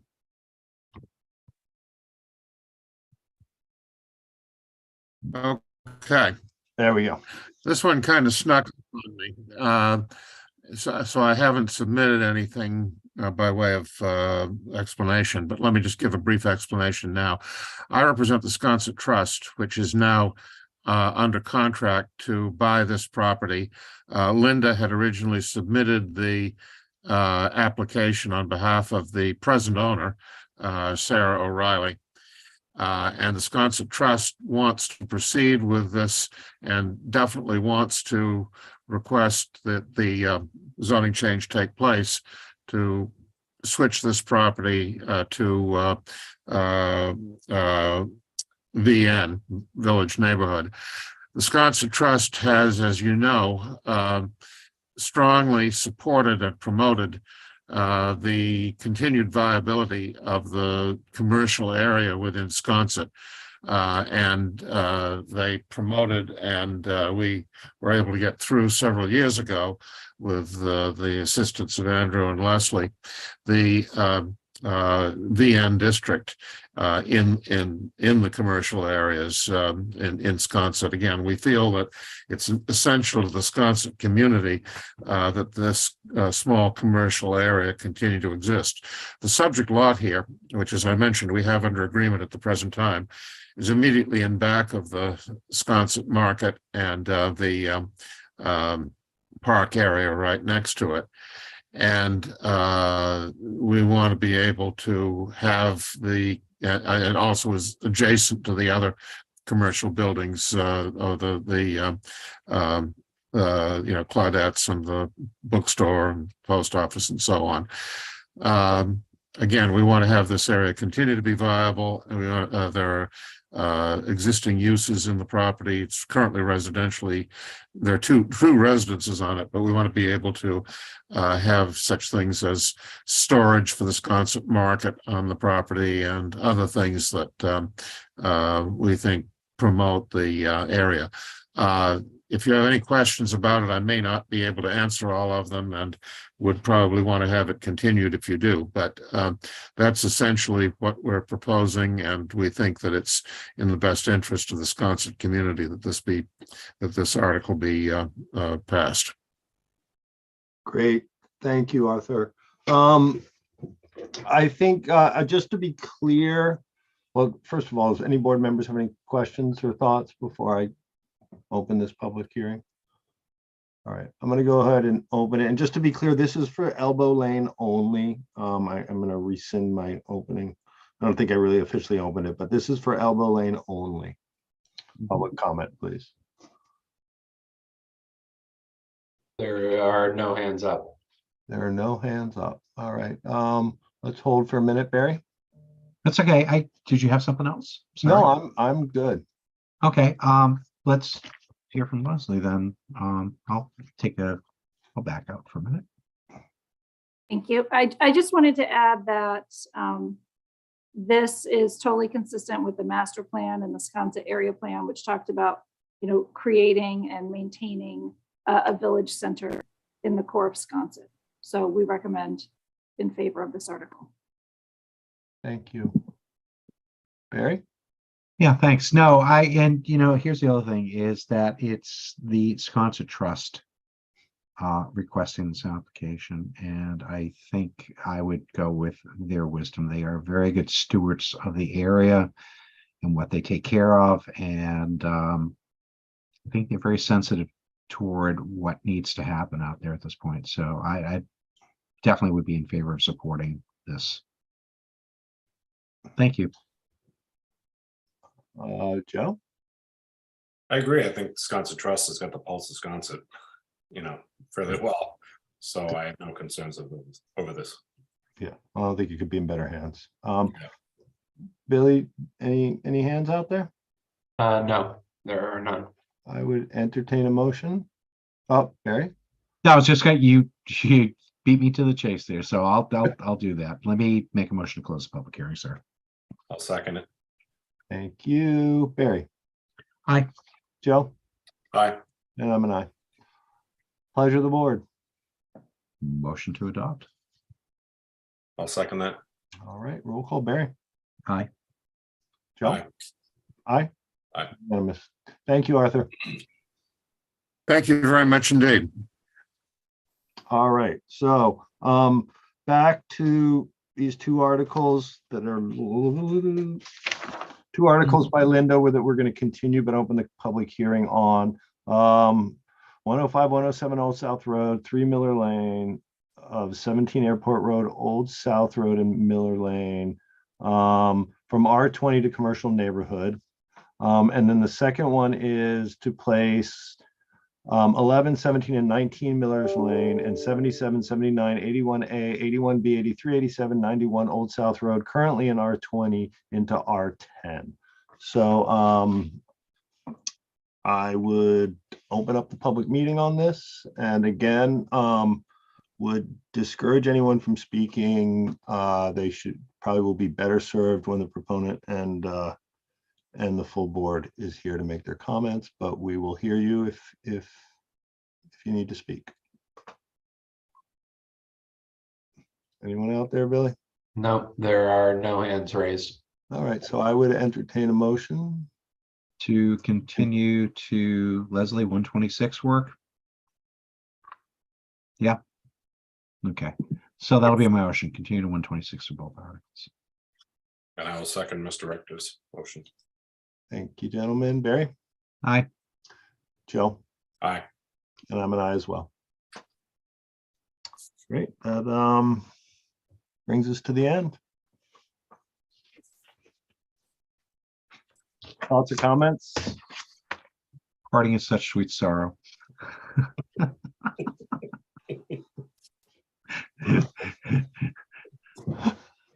We'll leave it at that. Well, we can make it last Maybe. a little longer, Barry. We could, I know, trust me, I would entertain a motion.